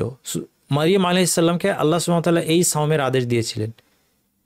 যখন মারিয়াম আলাইহিস সালামের গর্ভে অলৌকিকভাবে ঈসা আলাইহিস সালাম আসলেন এবং ঈসা আলাইহিস সালামের জন্ম হলো, তাকে নিয়ে মারিয়াম আলাইহিস সালাম কীভাবে তার জাতিকে ফেস করবে, আল্লাহ সুবহানাহু ওয়া তাআলা তাকে যেভাবে, একজন মহিষী নারী, তাকে আল্লাহ সুবহানাহু ওয়া তাআলা কঠিন একটা পরীক্ষার মধ্যে ফেলেছেন। কারণ আল্লাহ সুবহানাহু ওয়া তাআলার প্ল্যান হচ্ছে ঈসা আলাইহিসসালাম অলৌকিকভাবে তার গর্ভে জন্ম নেবে। এটা মারিয়াম আলাইহিসসালামের জন্য একদিকে যেমন মর্যাদা, একদিকে একটা কঠিন পরীক্ষা। এই পরীক্ষাটা যেমন কঠিন, আল্লাহর সাহায্যটাও খুব সাংঘাতিক, এটা মনে রাখতে হবে যদি ঈমান থাকে। আল্লাহ সুবহানাহু ওয়া তাআলা আমরা দোয়া করি যেন আমরা আমাদের ঈমান দুর্বলতার কারণে কোনো পরীক্ষায় পড়ে আমাদের ঈমান হারিয়ে না ফেলি, অধৈর্য হয়ে আমরা ঈমান না হারাই। আমরা যদি আমাদের পরীক্ষা আমাদের পার্টটুকু করতে পারি, ঈমানের উপর অটল থাকতে পারি, ধৈর্য ধরতে পারি, তাহলে আল্লাহ সুবহানাহু ওয়া তাআলার কাছে পরীক্ষা অনুপাতে সাহায্য আসবে। মারিয়াম আলাইহিস সালামের পরীক্ষাটা কত কঠিন আপনি চিন্তা করেন, আপনি ভাবতে পারবেন না। আপনাকে যদি আমি বলি আপনি চিন্তা করেন, এটা ভাবতে পারবেন না। কেন? কারণ আপনাকে মারিয়াম আলাইহিস সালামের অবস্থায় যেতে হবে যিনি ছোটবেলা থেকে ইবাদতের উপর বড় হয়েছেন, ইবাদতের উপর বড় হয়েছেন। তার মা মানত করেছিলেন যে সে সময় মানত করা যেত যে আমার ছেলে হইলে আমি ছেলেটাকে মসজিদের বাইতুল মাকদিসের খেদমতে দিয়ে দিব, বাইতুল মাকদিসের খাদেম হবে, সে সমস্ত দুনিয়াবি কাছ থেকে মুক্ত হয়ে সে শুধু মসজিদের খেদমত করবে। এই ধরনের সিস্টেম তখন ছিল, এটাও আল্লাহর ধর্ম ওই সময় ছিল। এই মানত করেছিলেন মা এই মানত করেছিলেন, কিন্তু হয়েছে মেয়ে। মানত করেছিলেন ছেলে হবে, ছেলে খেদমত করবে, কিন্তু আল্লাহ দিয়েছেন কন্যা সন্তান। ফালাম্মা ওয়াদাআতহা ক্বালাত রাব্বি ইন্নী ওয়াদাতুহা উনসা ওয়াল্লাহু আ'লামু বিমা ওয়াদাত ওয়া লাইসা যাকারু কাল উনসা। তিনি বলছেন আল্লাহ আমার তো মেয়ে হলো, ওয়াল্লাহু আ'লামু বিমা ওয়াদাত, আল্লাহ ভালো জানেন তার কি হয়েছে, ওয়া লাইসা যাকারু কাল উনসা, ছেলে আর মেয়ে একরকম নয়। যাই হোক, কিন্তু সেই মহিষী নারী ছোটবেলা থেকে তিনি ইবাদতের মধ্যে বড় হলেন এবং তার বিভিন্ন রকমের অলৌকিকত্ব প্রকাশ পেতে শুরু করলো। অত্যন্ত ধার্মিক এক মহিলা, তার কাছে এমন অস্বাভাবিকভাবে তার অলৌকিকভাবে তার ইবাদতের ঘরের মধ্যে রিজিক পাওয়া যায়, খাদ্য পাওয়া যায়। তাফসীরের মধ্যে এসেছে যে শীতকালে গ্রীষ্মকালের ফল থাকতো, গ্রীষ্মকালে শীতকালের ফল থাকতো অলৌকিকভাবে মারিয়াম আলাইহিস সালামের ইবাদতের ঘরে। জাকারিয়া আলাইহিস সালাম আরেকজন আল্লাহর নবী, তিনি তার দেখাশোনা করতেন। তিনি জিজ্ঞেস করতেন আন্না লাকি হাদা ইয়া মারিয়াম আন্না লাকি হাদা, কীভাবে তুমি এগুলি পাও, এসব ফল তুমি কোত্থেকে পাও? মারিয়াম আলাইহিস সালাম ক্বালাত হুয়া মিন ইনদিল্লাহ, এটা আল্লাহর কাছ থেকে আসে। ইন্নাল্লাহা ইয়ারযুকু মান ইয়াশাউ বিগাইরি হিসাব, আল্লাহ যাকে ইচ্ছা কোনো হিসাব ছাড়া রিজিক দিতে পারেন। এবং এতে অনুপ্রাণিত হয়ে তখন জাকারিয়া আলাইহিস সালাম আল্লাহর কাছে দোয়া করলেন যে আল্লাহ আমাকে একজন সন্তান দান করেন। মারিয়াম আলাইহিস সালামের প্রতি আল্লাহ সুবহানাহু ওয়া তাআলার যেই এই অলৌকিকত্ব দেখে তিনি আশান্বিত হয়ে তখন চিন্তা, মানে আমি বুঝাচ্ছি যে কত মহিষী নারী, এই মহিষী নারী যাকে কোনো পুরুষ স্পর্শ করে নাই, তার গর্ভে সন্তান চলে আসছে। আপনি একটু কল্পনা করেন কত বড় লাঞ্ছনা, কত বড় অপমানের বিষয়। অন্য একটা দুশ্চরিত্রা নারী হলে এটা কোনো তার জন্য সমস্যা ছিল না, কিন্তু মারিয়াম আলাইহিস সালামের মতো একজন নারী, আল্লাহ সুবহানাহু ওয়া তাআলা তাকে প্রোটেক্ট করবেন। তাকে যে কঠিন পরীক্ষায় তিনি ফেলেছেন, এই পরীক্ষার জন্য আল্লাহ সুবহানাহু ওয়া তাআলা তাকে বাছাই করেছেন, কারণ তার এই পরীক্ষার মধ্যে দিয়ে তার মর্যাদা বৃদ্ধি পাবে। আল্লাহ কি তাকে সাহায্য না করেছিলেন? না, সেই সাহায্যটাও কীরকম দেখেন। আল্লাহ সুবহানাহু ওয়া তাআলা বললেন ফাইম্মা তারাইন্না মিনাল বাশারি আহাদান ফাকুলি ইন্নী নাযারতু লির-রাহমানি সাওমান ফালান উকাল্লিমাল ইয়াওমা ইনসিয়া। তিনি যখন ঈসা আলাইহিস সালাম, শিশু ঈসা আলাইহিস সালাম কোলে নিয়ে তার জাতির কাছে যাবেন, তখন আল্লাহ সুবহানাহু ওয়া তাআলা কি বললেন? কোনো মানুষকে দেখলে ইশারায় তুমি তাকে বলবে যে আমি রহমানের জন্য রোজা রেখেছি, ফালান উকাল্লিমাল ইয়াওমা ইনসিয়া, আমি কারোর সাথে কথা বলবো না। এটা হচ্ছে কথার রোজা। এই কথার রোজা অতীতের শরীয়তে, অতীতের নবী রাসূলের শরীয়তে ছিল, আমাদের শরীয়তের মধ্যে এটা নাই। এখন যদি কেউ কথার রোজা রাখে তাহলে এটা বিদআত হয়ে যাবে। এই জন্য রাসূলুল্লাহ সাল্লাল্লাহু আলাইহি ওয়াসাল্লাম যেটা তাকে নিষেধ করলেন যে না, সে কথা বলবে, কারণ কথা না বলা আল্লাহর সন্তুষ্টির অর্জনের কোনো উপায় না, 1 নম্বর। 2 নম্বর, রোদে দাঁড়িয়ে কষ্ট করা মাধ্যমে আল্লাহর সন্তুষ্টি প্রার্থনা করা, আল্লাহর সন্তুষ্টি চাওয়া, এটা কোনো সঠিক পথ নয়, এবং দাঁড়িয়ে থাকা। কিন্তু 4 নম্বর যেটা সওম, এটা যদি কেউ মানত করে তাকে করতে হবে, কারণ সওম ইসলামের একটা অনুষ্ঠান। যাই হোক, আমি যে কথা বলতে চাচ্ছি দেখেন, তাহলে কেউ যদি আল্লাহর সন্তুষ্টির জন্য রোদে দাঁড়িয়ে থাকে, এটা কি হবে? বিদআত হবে। এই বিষয়টা বোঝার জন্য এখন দেখেন, আপনি একটা লোককে দেখলেন যে প্রতিদিন 12টার সময় কড়া রোদের মধ্যে গিয়ে বসে থাকে, কিরে, তাকে গিয়ে আপনি বললেন যে আপনি এই প্রতিদিন রোদের মধ্যে গিয়ে বসে নিজেকে কষ্ট দিচ্ছেন কেন? এটার মধ্যে তো কোনো, মানে কী কারণে আপনি দিচ্ছেন? এই কড়া রোদের মধ্যে আপনি নিজেকে কষ্ট দিয়ে কী লাভ? তখন তিনি আপনাকে বললেন যে আমি ভিটামিন ডি বাড়ানোর জন্য এই কাজটা করছি। এই ক্ষেত্রে এটা আর বিদআত হবে না, কারণ তিনি এটা আল্লাহর সন্তুষ্টির নিয়তে করেন নাই। তাহলে আল্লাহর সন্তুষ্টির নিয়ত থাকা বা না থাকা, এটার কারণে একই কাজ বিদআত হতে পারে বা বিদআত না হতে পারে। আচ্ছা, আরেকটা উদাহরণ আপনাদেরকে দিই। যারা বাচ্চাদেরকে হিফজ করান তারা একটা পরামর্শ দেন যে একটা পৃষ্ঠা হিফজ করা হয়ে যাওয়ার পরে 20 বার পড়তে হবে। এটা একটা ফর্মুলা আছে। এখন এই যে 20 বার পড়াটা, এটা কি বিদআত হবে? এই 20 সংখ্যাটা কোত্থেকে আসলো? এটা বিদআত হবে না, কারণ এই 20 সংখ্যার মাধ্যমে আল্লাহর সন্তুষ্টি চাওয়া হচ্ছে না। এটা 19 হলে অসুবিধা নেই, 21 হলে, 25 হলে, 30 হলে অসুবিধা নাই। 20 একটা অভিজ্ঞতা থেকে পাওয়া একটা সংখ্যা, যাতে হিফজটা মজবুত হয়। তাহলে এখানে মূল উদ্দেশ্য কি? আল্লাহ সন্তুষ্টি না, মূল উদ্দেশ্য হিফজ মজবুত হওয়া, আর হিফজ করাটা আল্লাহ সন্তুষ্টির জন্য। তাহলে সরাসরি 20 সংখ্যাটা আল্লাহর নৈকট্য লাভের সাথে সম্পৃক্ত না হয়, এটা বিদআত হবে না। কিন্তু কেউ যদি এটাকে সুন্নত মনে করে যে এক পৃষ্ঠা মুখস্থ করার পর নিয়ম হচ্ছে, সুন্নত হচ্ছে 20 বার পড়া, তখন ওইটা বিদআত হয়ে যাবে। এটা হচ্ছে আমাদের দ্বিতীয় ডেফিনেশনের ফায়দা। তাইলে আল্লাহর নৈকট্য লাভের জন্য, অথবা আরেকভাবে আমরা বলতে পারি ফজিলতের আশায় যখন কোনো কাজ করা হবে বা কোনো বিশ্বাস বা কোনো কথা যেটা কোরআন হাদিসের মধ্যে আসে না, এটা বিদআত হয়ে যাবে। 3 নম্বর, নব উদ্ভাবিত তরিকা যাকে শরীয়তের বিকল্প হিসেবে গ্রহণ করা হয় এবং শরীয়তে পথ চলার যে লক্ষ্য এর মাধ্যমে আপাত দৃষ্টিতে সেই একই লক্ষ্য অর্জনের উদ্দেশ্য থাকে। অর্থাৎ শরীয়তের পাশাপাশি, শরীয়ত একটা রাস্তা, কোরআন হাদিসে দেখিয়ে দেওয়া একটা পথ হচ্ছে শরীয়ত, এটাকে বাইপাস করে আরেকটা পথ তৈরি করা হলো। এই পথটা একই উদ্দেশ্যে গিয়ে পৌঁছায় বলে দাবি করা হলো, একই লক্ষ্যে পৌঁছে। কোথায় লক্ষ্যটা কি? আল্লাহর সন্তুষ্টি, জান্নাত লাভ, জাহান্নাম থেকে বাঁচা, আল্লাহর কাছে কল্যাণ লাভ করা, আল্লাহর সাহায্য পাওয়া, যেভাবেই বলেন। এটা হচ্ছে আল্লাহর পথ ছিল শরীয়ত। এখন কেউ বললো এই শরীয়তের পথটা, কোরআন হাদিসে দেখানো পথটা বাদ দিয়ে আরেকটা পথ ধরে ওই জায়গায় যাওয়া যাবে এবং একই উদ্দেশ্য পূরণ হবে, আল্লাহ সন্তুষ্টির উদ্দেশ্য। কিন্তু ওই পথটা কোরআন সুন্নাহর পথ ধরে না গিয়ে, নবী মুহাম্মদ সাল্লাল্লাহু আলাইহি ওয়াসাল্লামের থ্রুতে না গিয়ে অন্য পথ ধরে গিয়েছে। এই পথগুলো কিন্তু আমাদের সমাজে চালু আছে, বাংলাদেশের সমাজে স্পষ্টত চালু আছে বিভিন্ন সুফি তরিকার মাধ্যমে। আমরা একটা কথা বলেছি যে সুফি কথাটা আমরা মনে করি এটা কোনো একটা ভালো কথা। একজন মানুষ সে সুফি সাধক যদি তাকে বলা হয়, অথবা মানুষ বলা হয় যে লোকটা সুফি টাইপের লোক। হ্যাঁ, আপনি তো একজন সুফি মানুষ।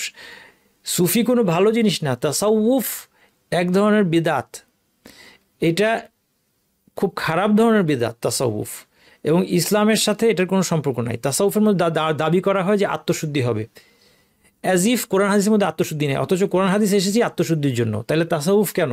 কোরআন হাদিস আত্মশুদ্ধির জন্য এসেছে, প্রমাণ কি? আল্লাহ তাআলা স্বয়ং আল কোরআনের মধ্যে বলছেন, হুয়াল্লাযী বাআসা ফিল উম্মিয়িনা রাসূলাম মিনহুম, তিনি নিরক্ষরদের মধ্যে তাদের মধ্য থেকে একজন রাসূলকে পাঠিয়েছেন, ইয়াতলু আলাইহিম আয়াতিহি, তিনি তাদের কাছে তার আয়াতগুলো তেলাওয়াত করে শোনান, ওয়া ইউযাক্কিহিম, এবং তাদেরকে পরিচ্ছন্ন করেন, ওয়া ইউআল্লিমুহুমুল কিতাব ওয়াল হিকমা, তাদেরকে কি করেন? পরিচ্ছন্ন করেন, এবং কিতাব এবং হিকমা অর্থাৎ কোরআন এবং সুন্নাহ শিক্ষা দেন। তার মানে বোঝা গেল কোরআন সুন্নাহ শিক্ষা দেওয়ার মাধ্যমে তিনি তাদেরকে পরিচ্ছন্ন করেন, পবিত্র করেন। আত্মশুদ্ধি কোরআন হাদিসের মূল লক্ষ্য। এখন তারা বলছে না, শরীয়তের মধ্য দিয়ে আত্মশুদ্ধি হচ্ছে না, আমাদের অন্য পথে আত্মশুদ্ধিতে যাওয়া লাগবে। এটা হচ্ছে তাদের বাহ্যিক দাবি। এরপর এই আত্মশুদ্ধির জন্য তারা বিভিন্ন ধরনের আকিদা বিশ্বাস, বিভিন্ন ধরনের আমল আবিষ্কার করেছেন, বিভিন্ন ধরনের জিকির আবিষ্কার করেছেন, যে এই জিকিরটা এতবার করতে হবে। তারপরে তারা বিভিন্ন পীরদের অনুসরণ করেন। তারা বলেন যে অমুকের খলিফা, তার হাতে আমরা বায়াত হব। হ্যাঁ, একজন বুজুর্গ ব্যক্তি, উনি একজন বুজুর্গ ব্যক্তি, উনি একজন আল্লাহর ওলি। এই কথাগুলি বলার কারণ কি আপনারা কি ধরতে পারছেন? বলা হচ্ছে যে উনি একজন বুজুর্গ ব্যক্তি, আচ্ছা বাংলাদেশে ওনার খলিফা হচ্ছেন উনি, আমরা ওনার অনুসারী হব। এই সব কথার একটাই উদ্দেশ্য, কারণ প্রশ্ন আসবে যখনই শরীয়তের বাইরে গিয়ে আরেকটা পথ চলতে বলা হবে, তখনই প্রশ্ন আসবে কেন আমরা এই পথ চলবো, এটার এভিডেন্স কি, এই পথের অথরিটি কি? অথরিটি তো শুধু আল্লাহ এবং আল্লাহর রাসূলের। আল্লাহ এবং আল্লাহর রাসূল ছাড়া শরীয়ত দেওয়ার কোনো নিয়ম কানুন, এটা করতে হবে, এটা বর্জন করতে হবে, এটা বলার অধিকার তো কারো নাই। তাহলে যেহেতু কোরআন এবং সুন্নাহকে বাদ দিয়ে অন্য একজনকে অথরিটি হিসেবে দাঁড় করাতে হবে, এই জন্য বলা হয় যে তিনি একজন বুজুর্গ। বুজুর্গের হাতে তুমি নিজেকে সঁপে দাও, তিনি তোমার মুর্শিদ, তুমি তার মুরিদ, তার হাত ধরে তুমি জান্নাতের পথে চলবে। তুমি তাকে এত প্রশ্ন করতে পারবে না। তোমার অবস্থা হচ্ছে তার হাতে যেভাবে গোসল দানকারীর কাছে মাইয়েতের অবস্থা। মাইয়েতকে যে গোসল দেয় সে তাকে ইচ্ছা মতো ওলট পালট করে, মাইয়েতের আর তখন কোনো চয়েস থাকে না। তুমি তার হাতে একজন মাইয়েতের মতো। সুতরাং তিনি তোমাকে যেই তরিকা শেখাচ্ছেন, তিনি তোমাকে যেই জিকিরগুলো করতে বলছেন, তিনি তোমাকে যেই পথে ইবাদত করতে বলছেন, তুমি সেই পথে করো। এই পথটা শরীয়তের পাশাপাশি এই পথটাকে তুমি যদি গ্রহণ করো শরীয়তের পরিবর্তে, তাহলে এই পথ ধরে তুমি আরও শর্টকাট তুমি তোমার লক্ষ্যে পৌঁছে যেতে পারবে। এবং সাধারণত মানুষ এগুলিতে উৎসাহিত হয় এই জন্য, সাধারণত যে ওখানে কিছু সুবিধা থাকে, ওই পথে যাওয়ার ফলে তাকে হয়তো নিয়মিত 5 ওয়াক্ত সালাত আদায় করতে হয় না, কারণ তার একটা শর্টকাট রাস্তা আছে। এই শর্টকাট রাস্তা ধরে কারো মাধ্যমে কাউকে পীর হিসেবে মানার কারণে সেই পীরকে আবার বিভিন্ন নামে আখ্যায়িত করা হয়, পীরে কামেল, হ্যাঁ, ইত্যাদি। এবং এই ধরনের বিভিন্ন নাম দিয়ে আল্লাহর ওলি বা যেটাই হোক, এবং বিভিন্ন পরিভাষা আছে, গাউস, কুতুব, হ্যাঁ, এগুলো বিশ্বাস করা হয় যে এরকমভাবে তারা আবার পৃথিবীর পরিচালনায় তাদের কিছু অংশ আছে, যেটা একদম আবু জাহেলরাও বলে নাই। এই কথাগুলো আবুল জাহেলরাও বলে নাই। মানে এই সুফি তরিকায় যা কিছু আবিষ্কার করা হয়েছে বিভিন্ন ধরনের সুফি তরিকার মধ্যে, এটা দেখলে আপনি অবাক হয়ে যাবেন। তো এরকম গাউস, কুতুব, আবদাল, এরা মহাবিশ্বের বিভিন্ন অংশে আল্লাহ এদেরকে বিভিন্ন মানে পরিচালনার দায়িত্ব দিয়েছেন। সুতরাং তাদের কাছে চাইলে পাওয়া যায়। তাদের সাথে কানেক্টেড হলে, তাদের কবরের সাথে যদি কানেক্টেড হওয়া যায়, তাদের জীবদ্দশায় তাদের হার্টের সাথে আমার হার্টের মধ্যে কানেকশন তৈরি হওয়া সম্ভব।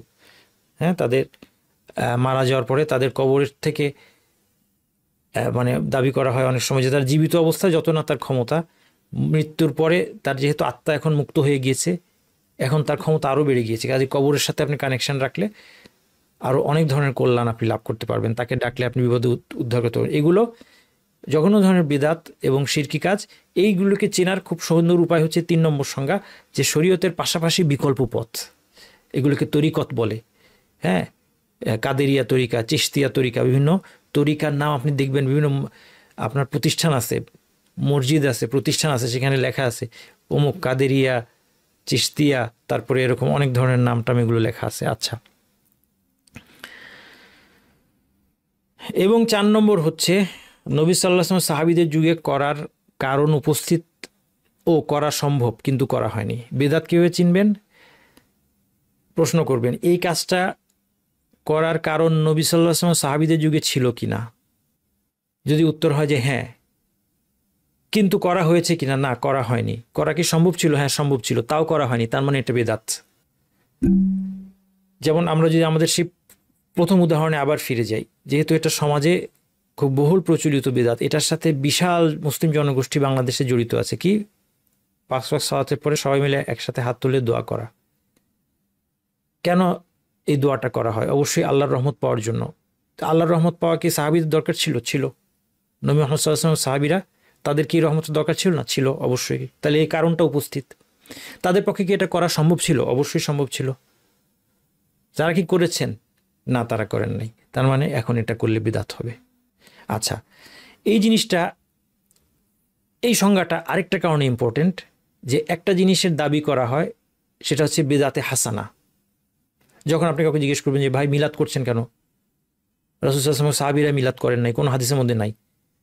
5 ওয়াক্ত সালাতের পরে সম্মিলিত মোনাজাত কেন করেন, এই জিকির এতবার করে, এটা কোথায় পেয়েছেন? কোন হাদিসের মধ্যে কোথাও নাই। এগুলো কেন করেন? তখন একদল আছে যে এটাকে ডিফেন্ড করার জন্য বলবে যে এটা হচ্ছে বিদাতে হাসানা। বিদাত 2 প্রকার, একটা হচ্ছে বিদাতে সাইয়্যা, একটা হচ্ছে বিদাতে হাসানা। বিদাতে হাসানার দলিল হিসেবে তারা একটা কথা বলে, সেটা হচ্ছে যে দেখেন বিদাত মানে কি। আপনি বললেন যে বিদাত মানে হচ্ছে নতুন উদ্ভাবন, নতুন কিছু।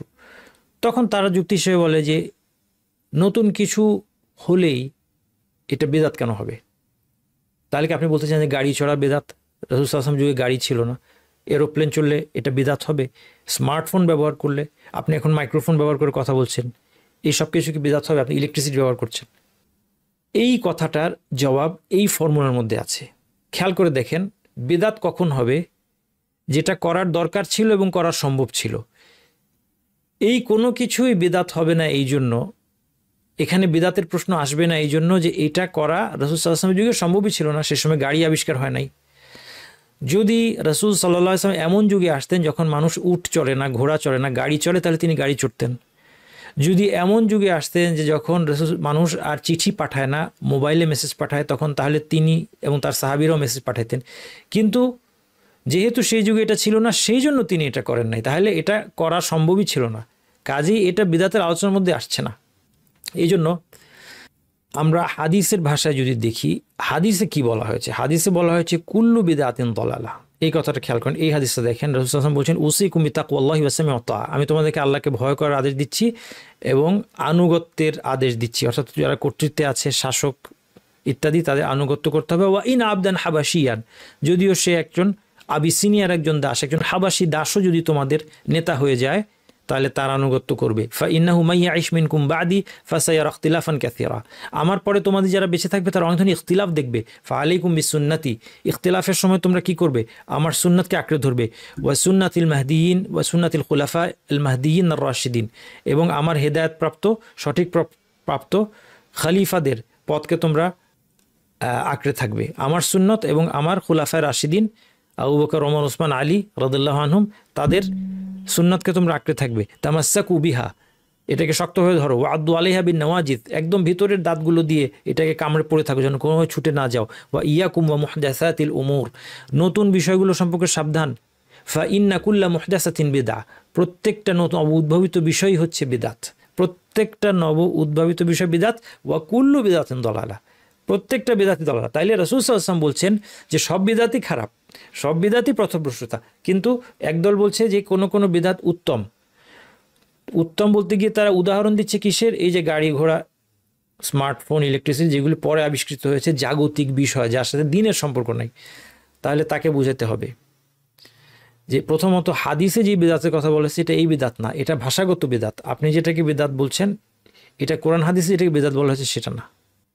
হাদিসে যেখানে সব বিদাতকে পথভ্রষ্টতা বলা হচ্ছে, সেটা হচ্ছে যেই কাজগুলো আল্লাহর নৈকট্য লাভের জন্য দ্বীনের অংশ হিসেবে করা হয়, সেগুলো যেগুলো নবী মুহাম্মদ সাল্লাল্লাহু আলাইহি ওয়াসাল্লাম যুগে করা সম্ভব ছিল, তারপরও এটা নবী সাল্লাল্লাহু আলাইহি ওয়াসাল্লাম সাহাবীরা করেননি, সেইটা এই হাদিসের বেদাতের মধ্যে পড়বে। এটাই শরীয়তের পরিভাষায় বেদাত, যেই বেদাতের সবটাই খারাপ।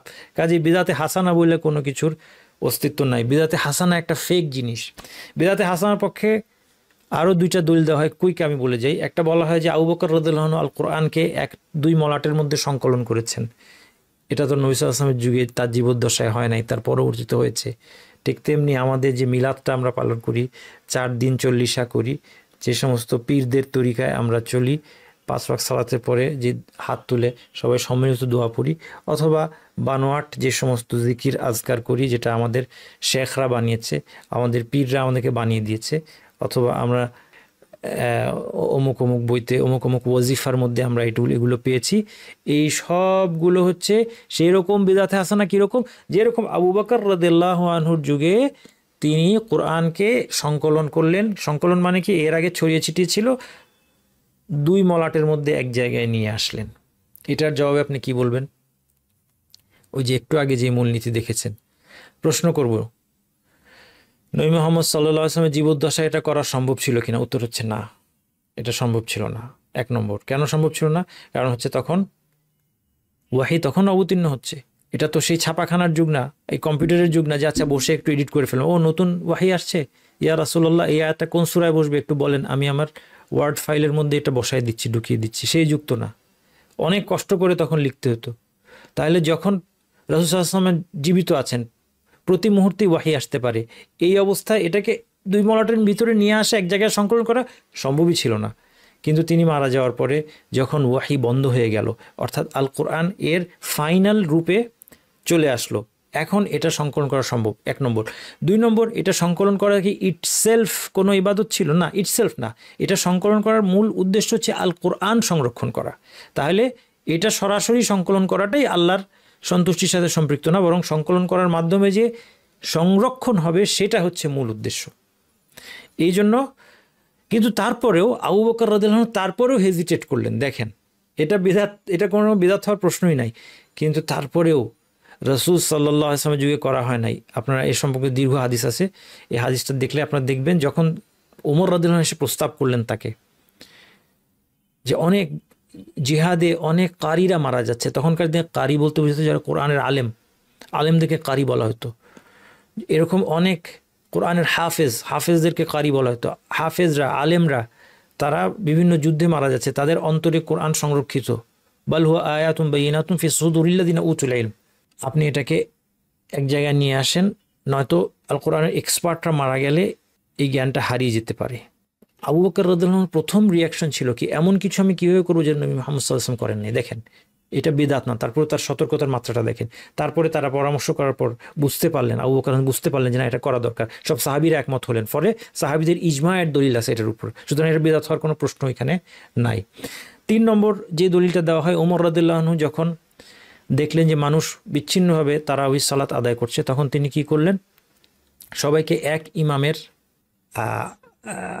পিছনে একসাথ করে দিলেন। বিচ্ছিন্নভাবে এখানে 2 জন পড়ছে, এখানে 3 জন পড়ছেন না, উবাই ইবনে কাব রাদিয়াল্লাহু আনহু তাকে ইমাম নিয়োগ করে দিলেন, বলে সবাই তার পিছনে নামাজ পড়ো।